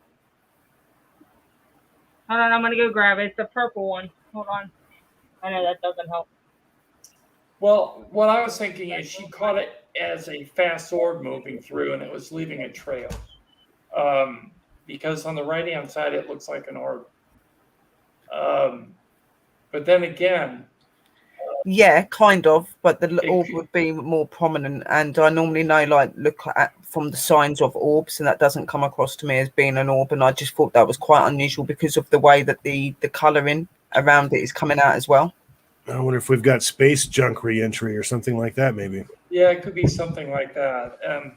She I has don't know. got another picture to show you as well, which is another one that's really cool. It's not like this one; it's slightly different. Okay, well, this one could be a UFO, and we can't rule it out. Mm-hmm. This is why we wanted you to look at it, because we wasn't sure. Like, It's a very good picture. Yes, it is. Check it right, out. put the other picture up, sis. I'm trying. I gotta get out to go back in. Right. Sorry, guys. The other one's really cool as well. It is. Very, very much is. Where did it go? No, we're gonna have to wait a couple more minutes because the computer goes slow. I'm sorry. It's not It's your also fault. It's StreamYard. technology for you. Well, Technology. StreamYard has changed their platform a little bit, so Yeah, that don't help either. no.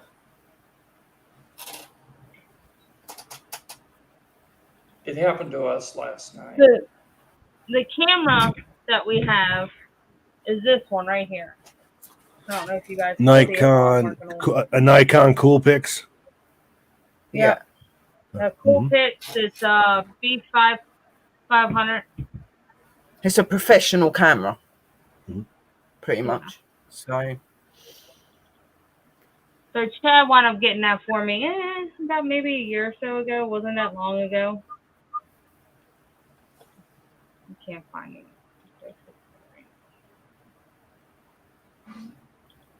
Well, anyways, we want to say if you get a chance, come over and check out our Patreon page. We have 7 tiers now, starting out at $1 a month, all the way up to Diamond, which is quite pricey, but I don't expect people to sign up for that. So, anyways, come on over to Patreon and check us out. We got some cheap memberships and a lot of research. I've got like 79 posts on there already that you can unlock, and you can be entered into free drawings for merchandise and receive free merchandise for becoming a member. And also, we also have blooper reels, and we got Tommy only dressed from the waist up, and yeah, all that good stuff. I'm going to HR and reporting this as soon as we're done with this stream. That's it. Well, He's fired. that's fine. Yeah, you're fired. I mean, it's bad enough that every time it's bad enough that every time I take 2 steps in this country, I got to turn around and make sure Governor Cuomo is not behind me. I mean, come on. It's a big scandal going on in the country right now. I'm not. I apologize, but I'm not finding the other one. I had it out and ready to go, and I'm not finding it. That's okay. So Linda, you can show it the next time we're on. We're more than willing to assess your picture next time. Yeah, or you can keep looking, and what I'll do is have I'll a video. That's not working either. So what I'll do then is I'll share the video that lovely Tim made for me, and then I'm going to go into reading my bits, and then Tim and Tommy can say what they want and show some videos if they want. So mine should not be too long, but you can talk during the. I'll continue to look, and if I find it, I'll let you know. Yeah, just leave a message in the private bit. Right. So this is the video. Oh, you gotta make it big. That's what I'm doing. Okay. This is the video that Tim made me, guys. So I hope you like it. I think it's up on the thing. Yep. It's just an intro for you. That's pretty cool. I mean, I love it. It's got the poltergeist thing going on. Hey, that's righteous. I like that. It's really, really cool. Very nice. Thank you, Tim. I did really love that one. So I like anything to do with paranormal and stuff like that. So there's that one. So what we're going to do is we're going to go over to me doing my talk bit now. So I guess I'm just going to do it so that I'm big screen and you guys are at the side or whatever, because I don't really like to be just full screen at the minute. So we do it like that. Okay. So obviously we're going into detail about UFOs and aliens. I will specify that anything that is read or spoke by me or my guys, we do not clarify that any of this has been put forward as being found to be true or even been put out into proper research yet. Obviously, we've got our beliefs. We believe in what we do. We know that things exist, but the government and people like that have not yet to step forward on certain things and say that this is actually fact. So you will have to take your own decision on what you think. So I'm going to be talking to you a little bit about alien invasions surge and the European swarms wave of new investigators. Okay, so we're going to be talking about a bit about how it's become popular and stuff like that. So alien investigations has surged into popularity during the past 5 years. This seems to be the correlation with the soft disclosure videos released by the US military agencies. These include the Tic Tac videos and the recent US Navy revelations. In the letter, the Defense Department confirmed that the leak of sensitive photos and videos of UAP's unidentified aerial phenomena were legitimate. These items and videos were taken in 2019. I have got some videos linked to these guys, but I can't show them on here, sadly. But I am going to put them into the link for the group. Suddenly, reports are appearing almost daily. Prominent witnesses are reporting unexplained objects in our skies. Recently, journalists Bill Whitaker presented an extensive report on 60 Minutes on the increases in sightings of UAPs. And then there are the UFO reports released to Congress in the late June. What does it all mean? For starters, the probability that disclosure might happen sometimes in the near future is real. Don't ask me for an exact date and time, though. No one can predict this. It's like the return of Jesus. Everyone has an option of when it will happen. But then again, people have been guessing and missing the mark for 2,000 years. The alien investigations got what it takes to be, as the alien investigation got what it takes to be a UFO investigator. Like the article put in the Pinterest, so why the seemingly sudden uppick in UFO and UAP reports from those we thought wanted to keep it a secret? Well, it seems that the certain agencies and individuals or government itself are positioning themselves for a perfect landing in the post-disclosure area. In simple terms, they are likely looking for a soft landing as we exit the area of the truth embargo. Again, there's no specific answer, but the soft landing theory makes sense. One positive out of the soft disclosure release is that more and more people fancy themselves as a UFO investigator. Alien investigations might seem like a glamorous but pastime, but truth is it's long hours for little reward. That is, there's little financial rewards, but if money is not your priority, then becoming a ufologist or a UFO investigator could be just the job for you. Chuck Kowalski is one of the best UFO and paranormal investigators in the world. From UFO sightings to cattle mutilations, nothing gets past this UFO super sloth. Zakowski showcases his talent during the series Alien Highway on the Travel Channel several years ago.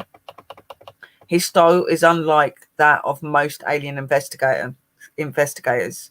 He goes in skeptical, and by the end of his investigation, you'll have some idea whether the light in the sky were either explainable or unexplainable. This former cop doesn't mess around and won't sugarcoat anything. He thought analytically and makes full use of the technology and at his disposal. So how many cases does he close? The truth is, the term case closed in a UFO or alien investigation is not really applicable. No alien investigation case is really completely closed. In an interview during the Alien Revealed live online summit, Jabisky admitted that every UFO or alien investigation that a field investigator does is left somewhat open. This kind of tricky type of question, I wish I could close by the investigations, to be honest with you. The reason why we can't close them is because the only way we could is to verify exactly what they saw. Whether this was ET or some other creature of sorts. So really, every investigator that has a field investigator does is left somewhat open. We're trying to find the exclusive and conclusive evidence of what we're looking for, whether it is Bigfoot or the Mothman or lights in the sky or orbs. You can close them to the point where you get enough information of what the person witnessed or what the person saw that satisfies them. But then you can't really close it like a homicide case where they find the person, he murdered another person, he knows now in jail and case closed. Take an animal mutilation. They are basically animal cruelty cases, and even though they signify any animal cruelty cases, meaning the law enforcement can find any evidence that an animal committed the crime, they've left with the options that it's got to be human, but there's no in between. All they have is an A to B. So instead of leaving a case report as an open case, they close it with the animal cruelty. So really, going back to your original questions, every true UFO investigator case is really an open case or a cold case. That's because we can't point our finger to the evidence and to say that the person who did it, or to say who the person that did it. So you can only close it to a point. Ready to join the rank of the UFO investigators? Oh, I'm sure you are, guys.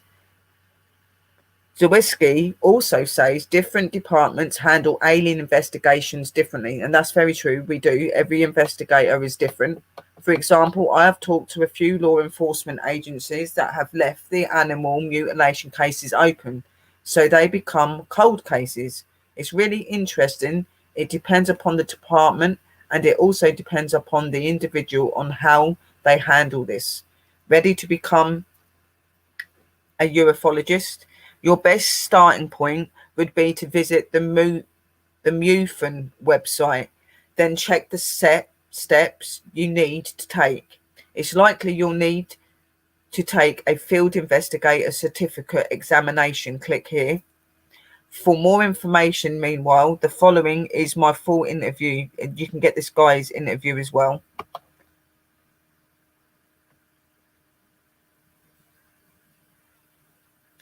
Then they go on to about NISA, some strange pictures from the sky. Now NISA had a report that had come out where there'd been some strange lights that had formed in the sky, and NISA was the ones that had caught this on some of their footage. Again, I'm not able to show the videos, but I will get the links, or you can click onto it through the work that I've got here.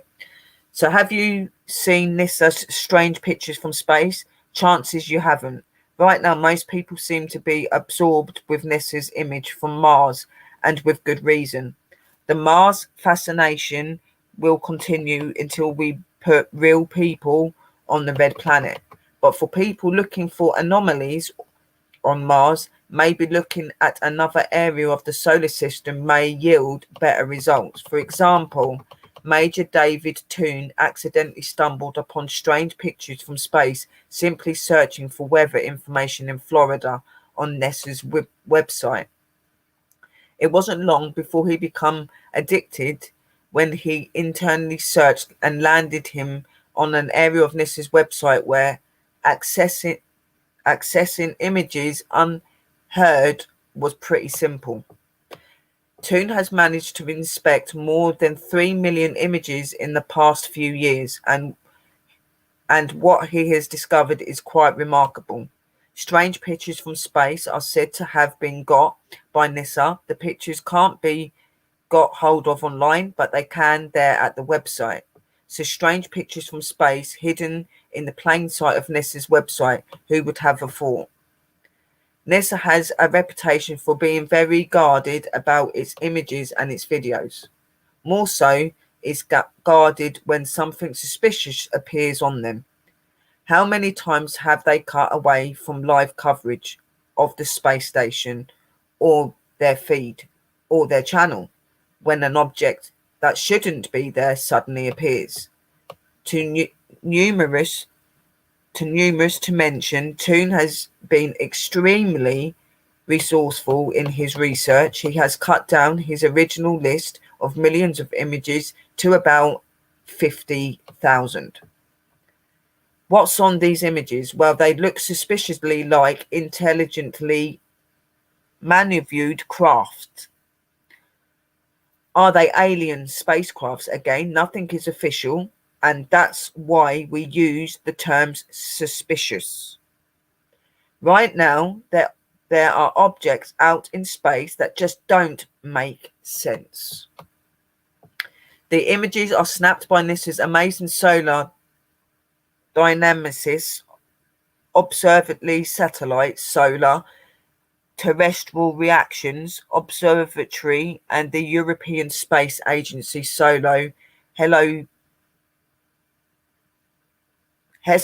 Heliocentric Observatory and Satellite. Until NISA officially declared they are UAPs, then right now they remain enclosed objects out in space, anomalous objects out in space. It's a little like the object we now know as Autumniae, which is recently reached through our solar system. Until we can identify what it really was, then it's just another mysterious space object. But for most of us in the UFO and believing public, the alien spaceship theory sounds pretty good. However, Toon's collection of images for NISA offer more than scant hope that indeed we have alien spacecrafts captured on camera. David Toon says, yes, you can, but how? Oh, sure. If you go to the Solar Dynamic Observatory website, or on the Soho website, or on the Stereo at any NASA website, we'll have an archive section on it. And you can either go and look for the movies or the day or image of the day. Then there are deeper drives into some of the archives that are updated every 15 minutes. You can see the image that's pulled. Now, these are at a cadence that may be 15 minutes at a time, where in fact the solar satellite are pulling down imagery in much greater speed than that. They achieve them in different unisites that I have known of. Stanford is one of them, and you can ask for a whole day's worth of images. It won't be 96, it will be the close to 800, so you can see more refined details if you need to, times wise. But there is plenty that is open to public. It will take you a lifetime to go through what they have already had. My intent was to get a good rato for how many images I had, and to go through the images that are worthy of a re-investigation. I wanted to show just some of the data NISA has on the internet that's accessible for everybody, for people to do their own research, and it's been fun to find. Toon says he hasn't gotten any pushback from NISA. They know he's doing it. Are we alone?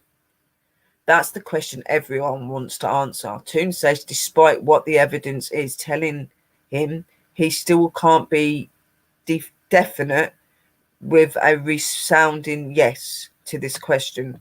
What I can say is that I am definitely seeing structures that can't be explained.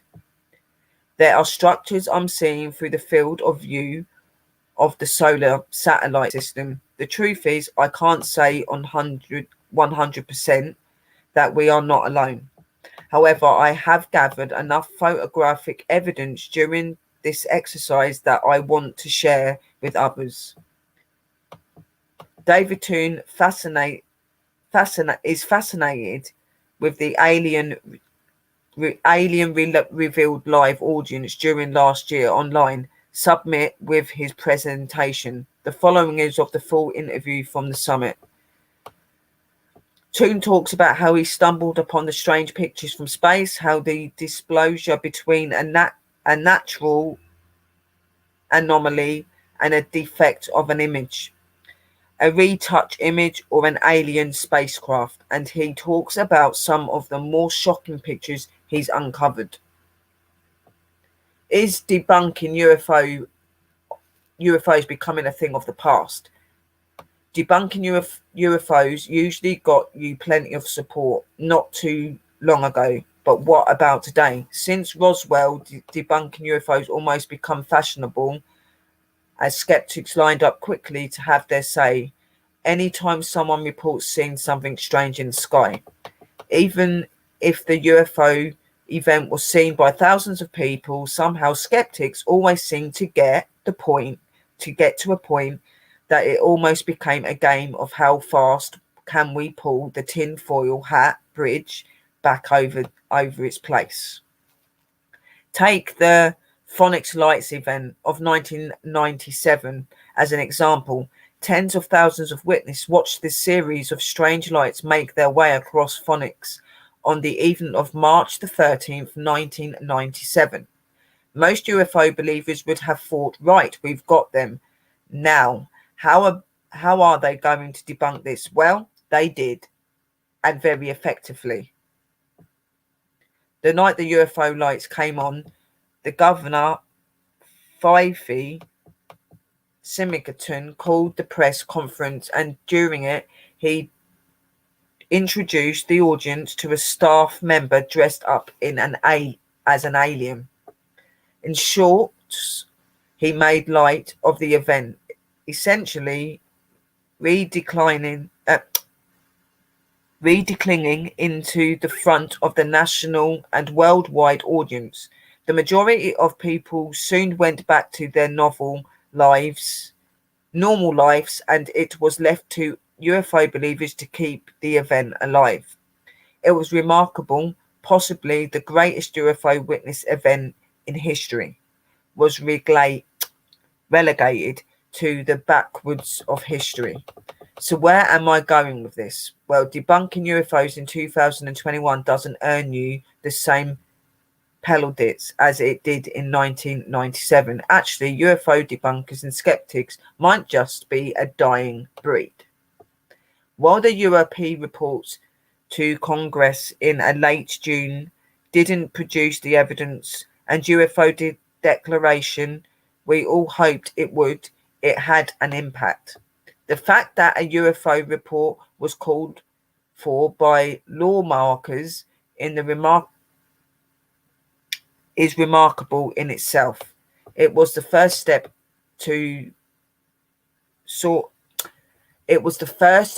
of sorts in a long road to final disclosure.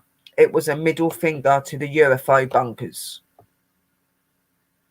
Like the article pinned in on one Pinterest, one man who always took on the debunkers was the legendary researcher Stanton Friedman. His battle with skeptics such as Philip Klass has become part of UFO folklore. Friedman, who passed away in May 2019, was a champion for the UFO believing community. He never took a backward step when someone challenged his UFO beliefs.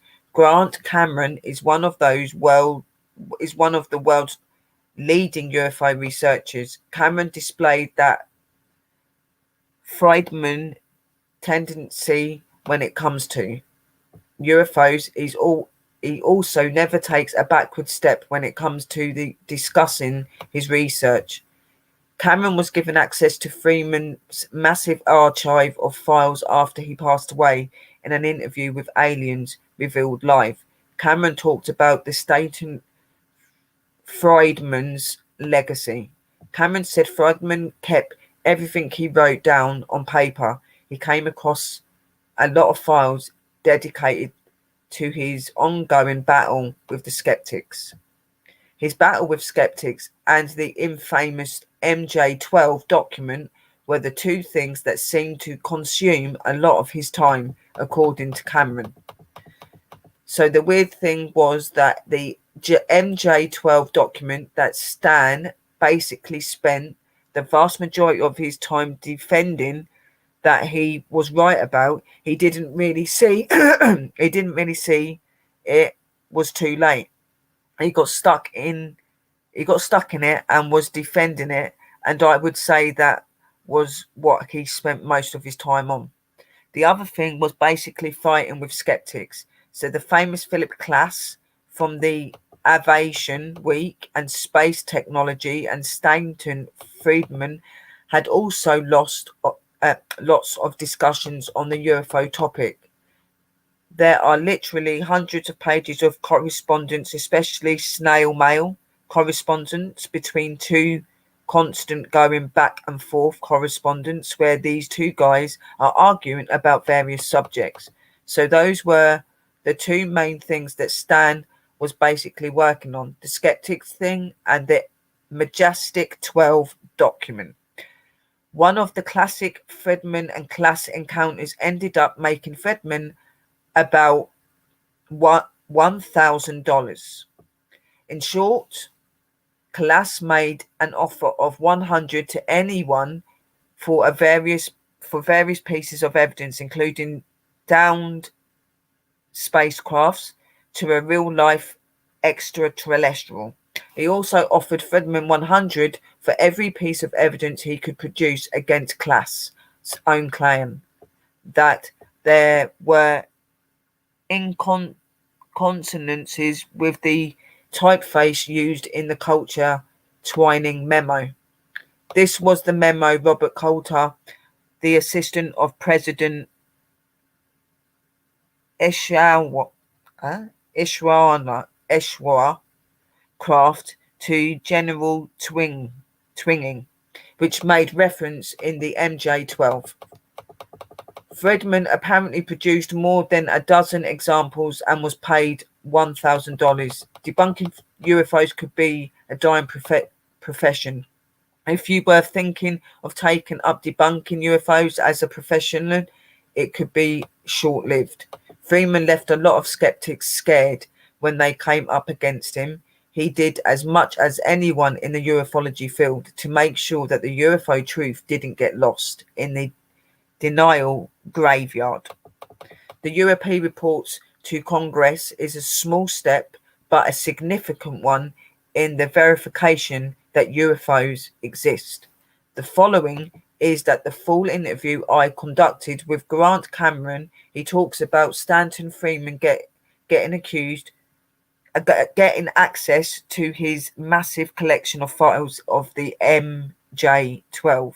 Freeman's battles with skeptics, disclosure, and the emergencies of the CE5 movement worldwide. So that was the first one. So in this one, this was a guy that was this guy was very well known in the ufology committee. Stanley Freeman. Yeah, Sam Freeman very much for the ufology and to say that they exist. He very much believes that they exist. He's got a lot of amazing evidence. You can go over to such websites as NISA and that to look at these images in more detail. There is a lot of very interesting stuff out there thanks to this amazing man who's, sadly is not here anymore, but he has made an impact just like a lot of these guys are as well. So if I get Tim and Tommy to come over and maybe have a little talk and put their little bit in on that. I don't know what you thought, guys. You're muted, Tim.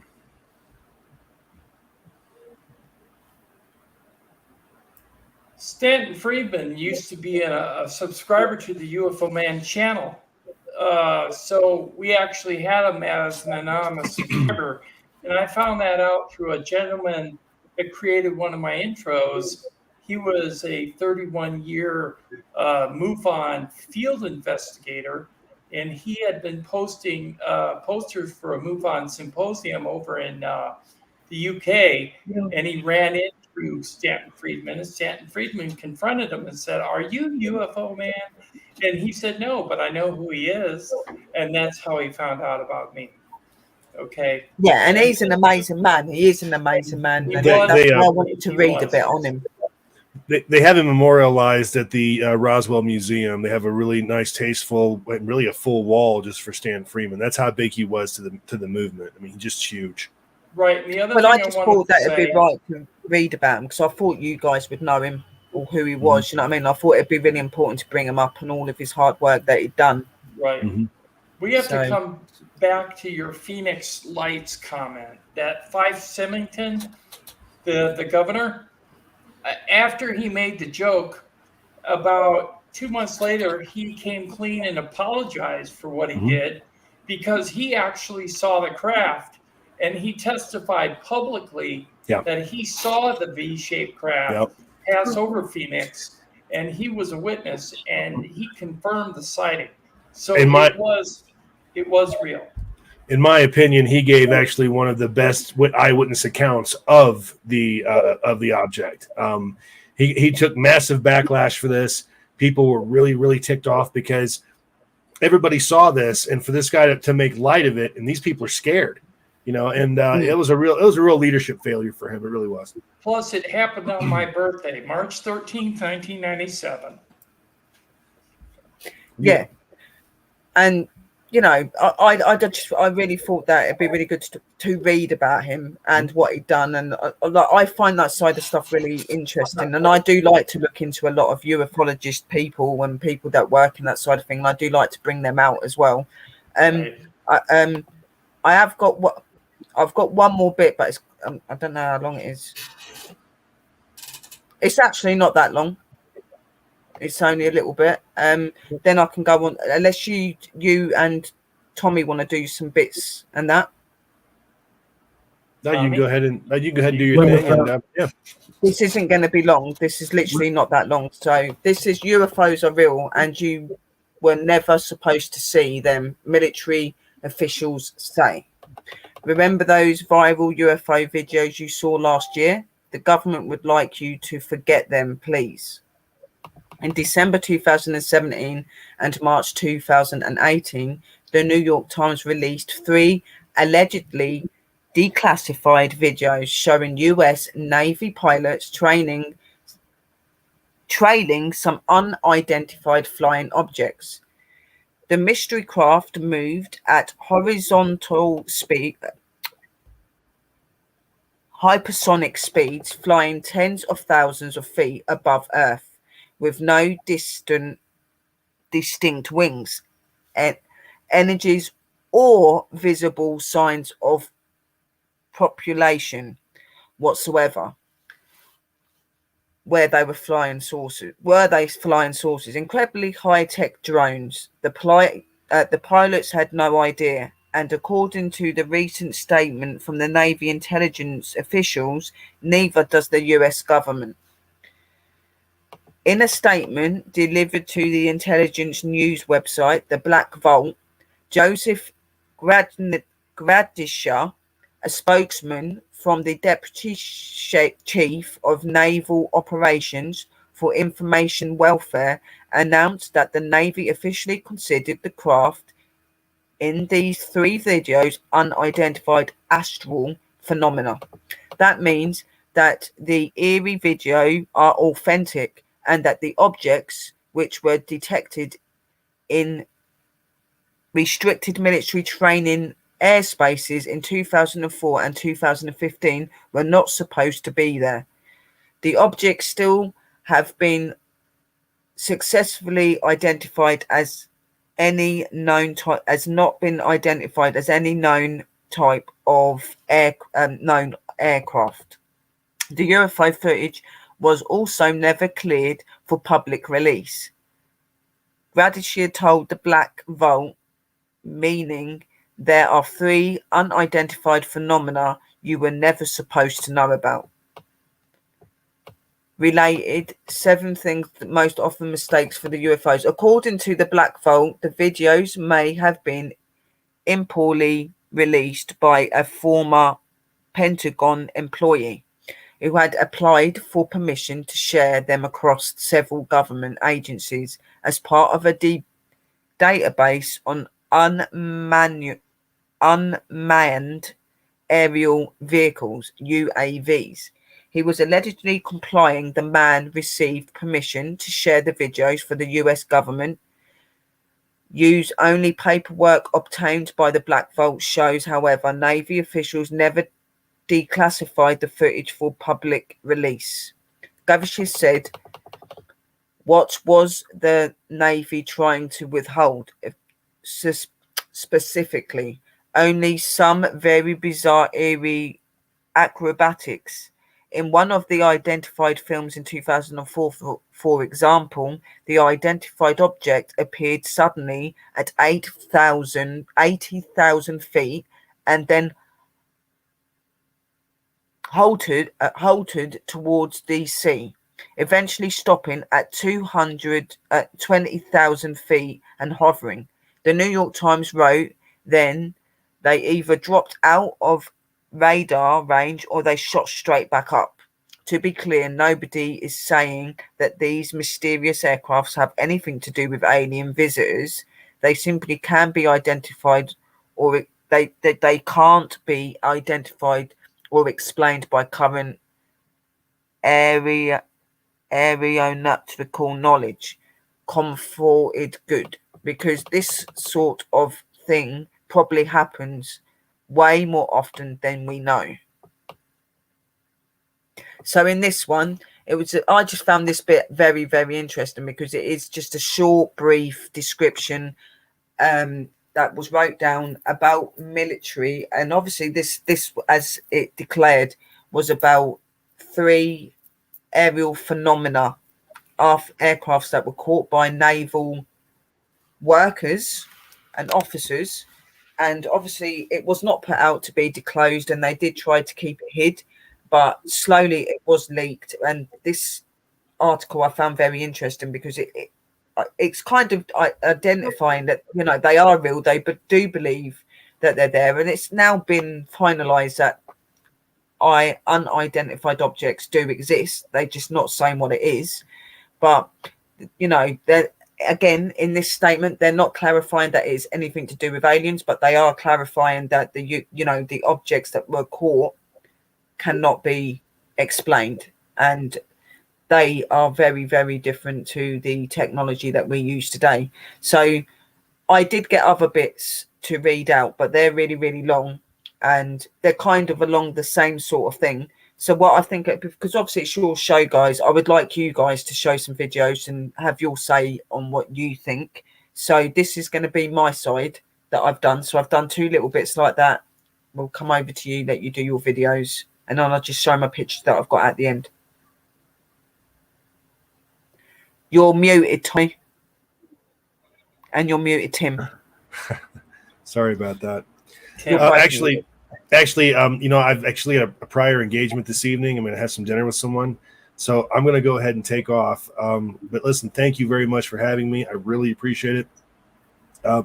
You guys up there, thank you very much. Very interesting stories. You guys are all really improving. It's a pleasure to be here, and I hope to do it again sometime. Thank me you. too. Thank you. I've got to leave too. I got obligations as well, but I want to thank you. Thank you. Thank you for coming up. We very much appreciated you coming on. You guys have done a good job, so keep it up. Thank you. But keep up the fight, folks. Thank you, Yeah, guys. We will. Keep up the research. We will. Talk Definitely. to you again. Lots of Good love night, and light. guys. Good night, folks. Alrighty. Thank Bye-bye. you. So, guys, that was Tim and Tommy from UFO Man. So I hope that you did enjoy that. So obviously Chad and Linda read out what they had and put the few pictures up. I've read out what I had. I did have a few more bits, but I think I'm going to leave them for another show, because how long have we've been on for nearly 3 hours, and I'm quite parched. And we've had Tommy on here. We've had some interesting stuff to speak about. They put their input into a lot of things. We did start off a little bit late as well, guys. In some areas, as we could have got more on, but I do feel that this stream went really well, and I hope that you enjoyed it, and I hope that you've learned a lot from it. So let me just finish this show here on Facebook. Thank you guys for anyone that has watched. I hope you have enjoyed the UFO show, and I hope that you'll tune in for our next show. Thank you and goodbye from everybody. We're out. See you in a bit.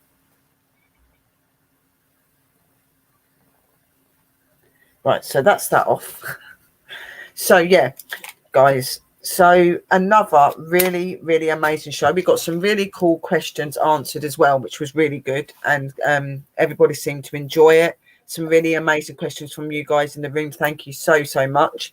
I hope that you enjoyed the knowledge. Everything that we have read and wrote out today and we have got for you, we will be putting into our Facebook company page, so you guys can look at that. Any video links that we weren't able to show you on here, we will put into the Facebook area so that you guys can watch it and go over the video links as well. Hello, Luna, darling. Oh, I know, Nada, but you can go back over it. And thank you, Cindy, my darling. I'm glad that you enjoyed it. You're very welcome, my lovely angel thinking. I'm just really glad that you all came along. You know, it went to plan. It went how I wanted it. Obviously, apart from it was a little bit late at the beginning, but is there anything that you guys would like to say to them first, sweets? We thank everybody that came in. We were going to try to show the video because Linda found it. We'll show it real quick and see what you think. Yeah, you can do that. Yeah, that's very welcome. Thank you for coming in, Tim. So we're not going just yet. We're going to show a video that Chad and Linda's got. Real quick. This is from our backyard. Thank you, Nada. You are a darling. You guys are soppy. This is actually from our backyard.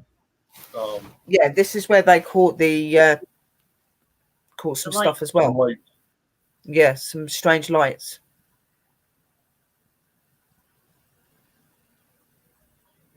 It's not the reflection off the back of my head. Right there. There's these very strange lights that are coming. We don't know where they're coming from. That they'll come down and go away, go up, they go up, away. down, up. It was just very strange. When Linda showed me, I was like, what the hell was that? Like, yeah.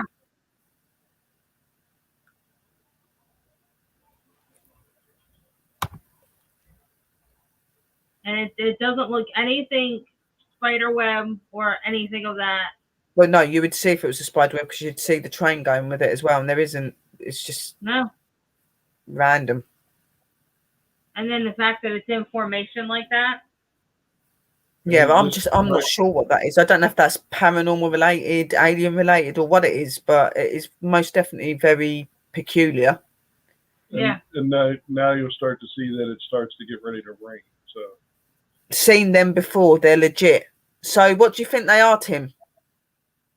Because I thought that they could be something to do with extraterrestrial. I don't know. They like I've been in the paranormal field for a long time, and I have never seen a bunch of orbs that go like that together. I haven't. They normally would split up and do different things. Yeah, I have multiple videos of this and different things where it was multiple lines and it comes in and out. It'll go different directions. To me, it shouts out alien, like spaceship or something. I'm not saying it, you know, mate. It's just very random. And I remembered when Tommy had gone on saying about that he had that incident once where he see those tiny little lights come into one of those big UFO objects. Interdimensional UFOs. Interdimensional UFOs lights. Yeah, absolutely. And that's what I said to her. I said I do think that it is related to UFO. It's like a lighting or something. And it's so close to the house. That's nobody's in the car, Cindy, so we wouldn't know if it was affecting the car because the car's off. But all we know is that they were coming down. Yeah, Chad just got out of the car, so no, there isn't. There's a car light there, but it's been doing that for a few minutes, and you would see the car lights coming round.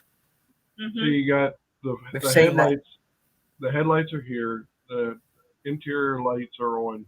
This light here is reflecting off of the window. The light so it comes off the window, which is the house light.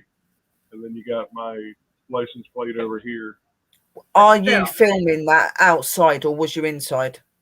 We were inside. This is actually our security camera. This is off our security. It's just a security camera. I film it just about every night. And there was a couple nights where Sherry and I were sitting there watching it. So I have numerous of times where this happened. And it just seemed to be weird. There's the flares off the light itself. Right, so it goes. That is not to do with the car. That is nothing to do with the car. That is no car headlights. There isn't any cars that go around there apart from people that are visiting Chad and Linda, which at that time of night, they're not going to be. So and as you can see, it turns the lights on there, and it doesn't make those lights. It's nothing to do with the car. Yeah. So and it's going up and down. As soon as I shut the door, the headlights actually go off. These are the reserve lights, which are essentially when you stop the car, your lights stay on briefly, just enough for you to get into your house or whatever. Protection behind you guys, not going to help. No. We don't think we're in any danger. We just thought it was really, really cool. I thought the same thing, but when I went outside to check it, there was nothing. Absolutely nothing. Everything's been done. We've tried to debunk everything. We've gone out, checked. She's gone out and checked outside to make sure there weren't anything over that area. There wasn't anything. And the way the light, it goes up and down. With a spider web, it'd just fall down.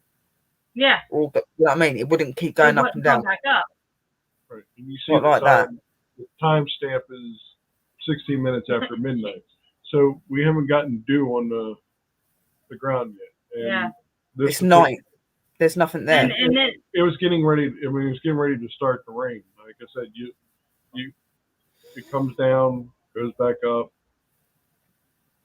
and I mean, I check for spider webs every morning. Seen these before, featured on a paranormal court on camera. You should submit this footage to a TV show. Cool. RPG-7. Their house is safe, and you've got nothing to be worried about when it comes to aliens and stuff. Well, they're a life form. They're another species, and we all have to live among each other, and it's just one of those things. Yeah, I mean, our place is a lot of activity, and the main reason of me filming the backyard originally was because of seeing all the orbs and all the apparitions. There we go. Now that is a spider web. Yep. That's a spider web, and you can see the stuff on it. Glare. Those lights you're seeing are nothing like. Nope.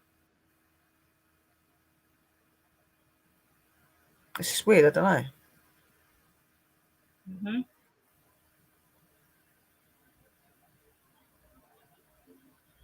Because you can tell that is a spider web. Because of the glare on it, but the other one didn't have that. No. I don't know. Like I said, I don't know if it's UFO, if it's paranormal or what it is, but I just thought it was very strange. So we thought it'd be good to show it on here and see what you guys thought and get your opinions. Yeah. So we're super used to it. We've lived here, almost 5 years now. 6. So we're used to the paranormal here. We've actually had sessions where we've talked to them. But this was just something out of the ordinary. It was different. Yeah, they're saying it could be a spider web with moisture. Yeah. It could be a possibility, but like you said, you went out there and you didn't see anything. So I don't know. That one, it's just a strange one. It was very strange. Yep. It's definitely something I couldn't really explain. And no. If that's a spider, that's an Olympian spider. Yep. It built a spider web in under 3 seconds.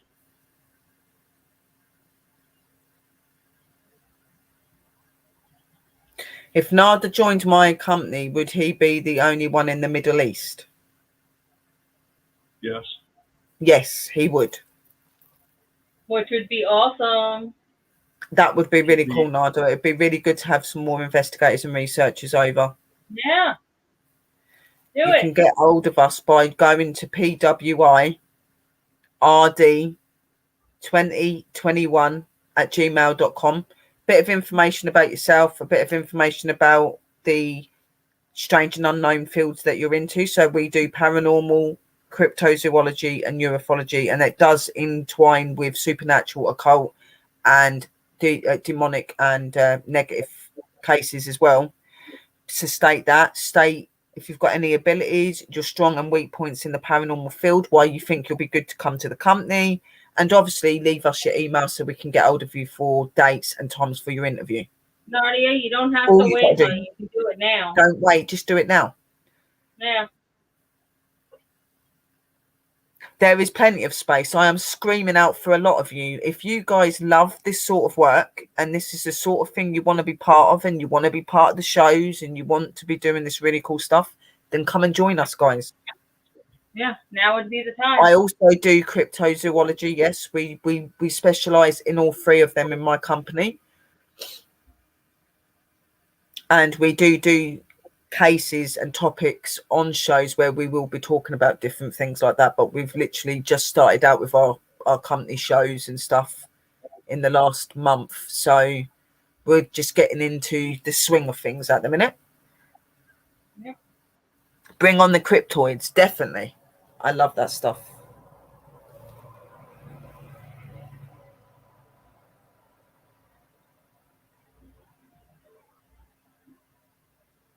Even if you don't have a lot of stuff that goes on in your area, you can still work with these guys and stuff like that.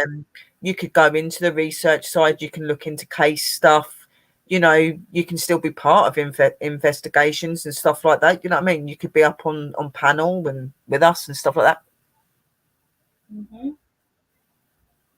There's plenty to go. Guys, I'm not going to go anywhere. I'm such a glue. LOL, just wait and see. Ha ha ha.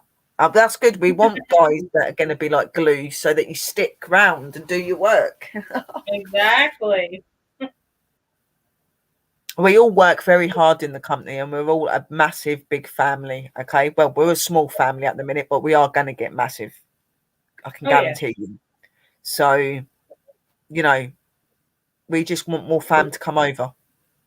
And Lucas, we're working on trying to find some cryptids. Mm-hmm. There are lots of cryptoids and stuff like that we can talk about, but going out and actually investigating them, yeah, definitely. We do want to get out there. I would like to, because there's been some strange stuff that goes on around here. It'd be really interesting to see if there is a Yeti, Bigfoot, whatever you like to call him, around. You've got things like Mothman and stuff like that, you know, the Hat Man.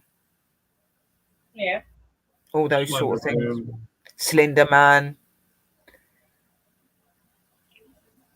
Good. And I want massive and loyal at heart. That's what I want, because we are the same. And that's what this family is all about. So it'd be really, really good to have some new people come over and join us.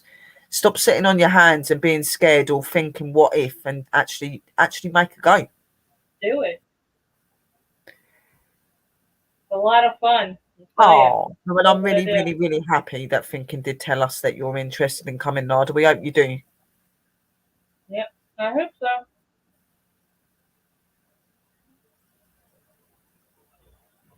Everyone has made this a really good live stream. Thank you all. Oh, you are very welcome, my angel. Thinking we like to be able to make the streams good for you guys. That's what it's all about.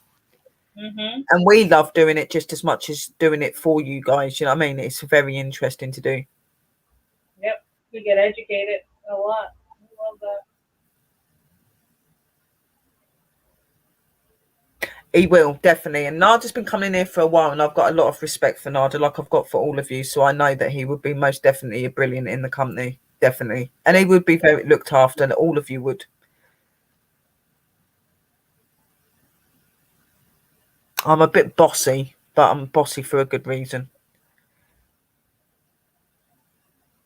Can I please ask how much your t-shirts are going to be? Well, they're going to be 25 and up. It's depending on what designs and what you're wanting on them. Chad and Linda are probably the best people to go to about that. But for my company, yeah, 25 and up. There's no less. 25 and up. So for a standard one like what Chad's wearing, it'd be $25, £25, whatever.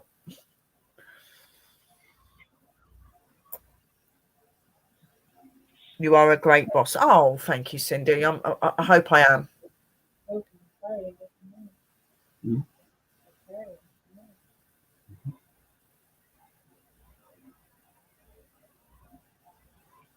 You are very Well, welcome. Get your bum over to the email and email us so we can sort you an interview out. Yeah. Now would be the time to do it. Yeah, come on. We're waiting. Don't make much wait.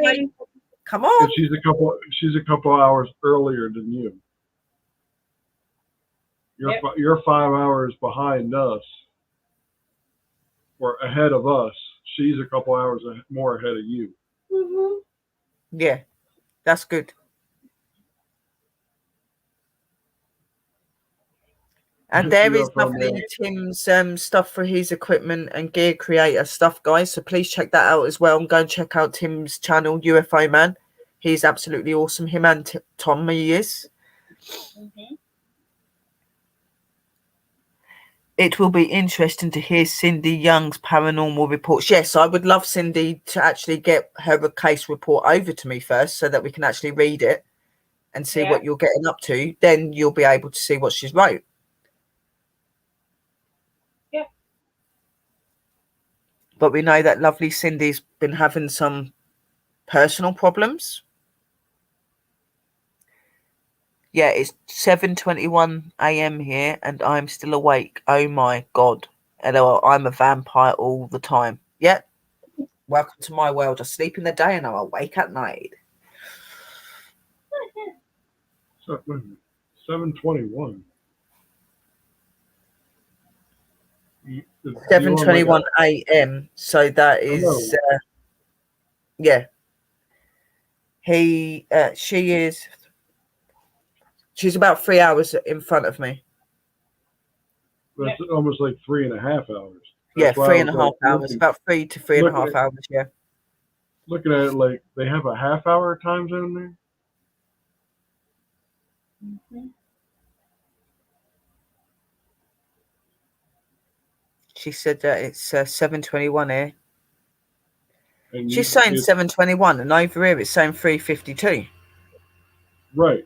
So you've got a completely different time zone. Right. You're at 3:52. You're at 3:52 a.m. Yeah. So you're 3.5 hours ahead of me then. Just over 3.5 hours. Wow. Lila, 10:52 p.m. here in Georgia. Yeah. So yeah, anyone that wants to join, pwird2021@gmail.com. I've told you the stuff. You can go back over the video to see what we would want you to put onto the email. You do need to email us. If you have got us on Messenger as well, you can inform us that way. But we will be doing the interviews through Gmail and that, guys. So it will be really, really important for you to use the email because that's where we will contact you when you join the company as well. It's where all your information and that goes if it's not on the company site and that. Thank you, Chad and Linda. There's our email. I did put the company PayPal in there as well somewhere. I'm going to put that in quickly again just so that you guys have got it. If any of you would like to donate to our company, you can, guys. It will very much be appreciated if you do those sort of things because it helps towards our teams getting out for investigations. It also helps with the company growing. And, you know, everything that you do, guys, comes in very much appreciated.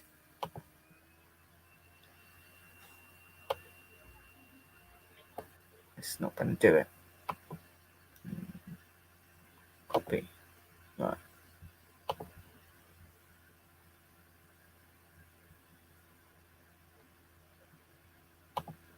Oh, that's sweet. Company PayPal. Right, hang on a minute. Company PayPals. Delete that bit.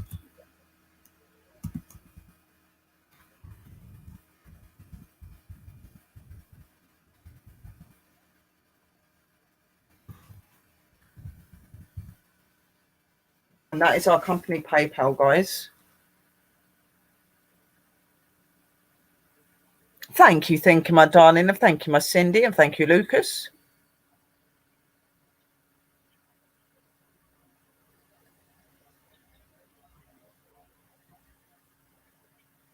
You're very welcome, Nada, me angel. Thank you, Tim.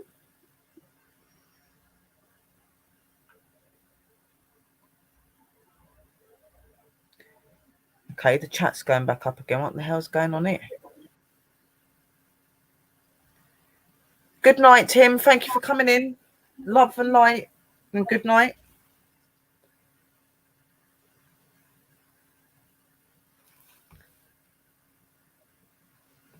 Very well said, my dear.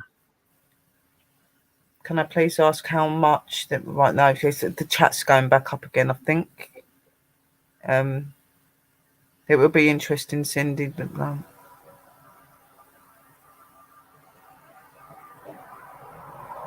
Well, I'm glad that you feel to stay up, Nigel, and I'm glad that you enjoy our work and what we do. We enjoy presenting it to you guys as well.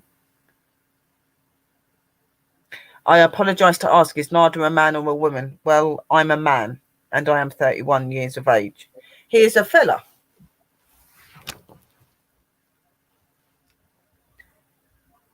Always good. Like you said, in the end, man or woman, we all have each other. Exactly. Very, very true.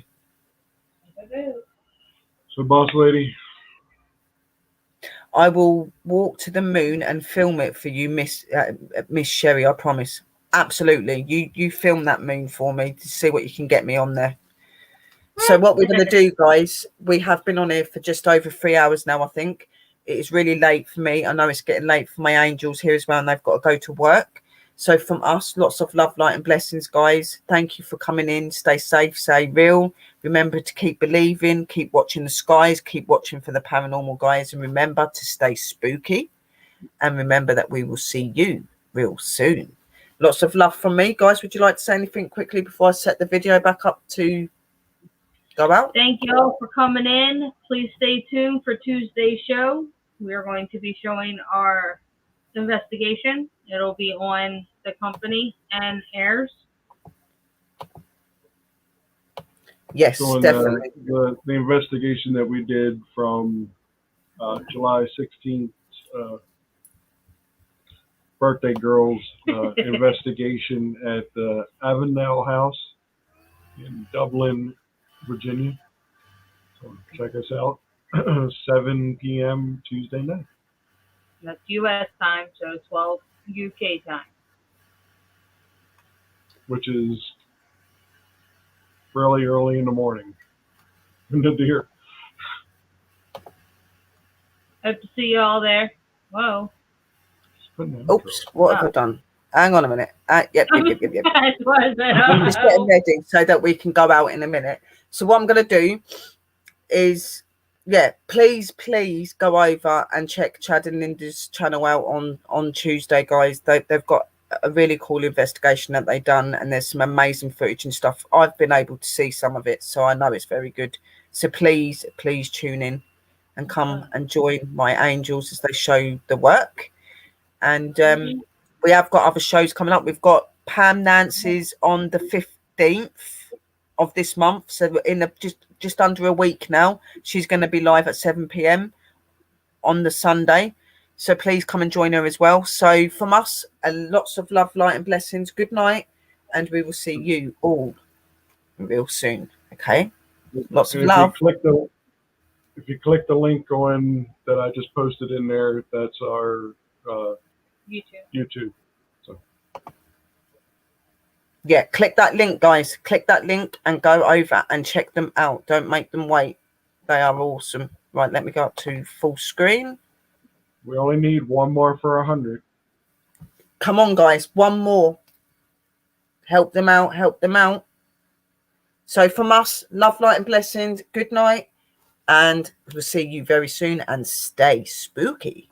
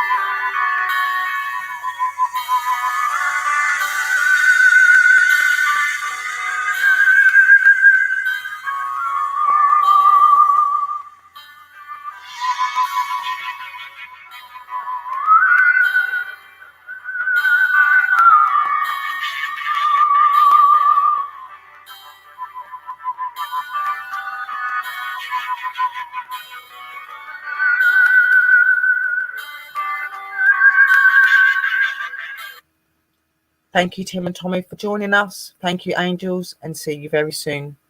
Good night. God bless, and a merry parting.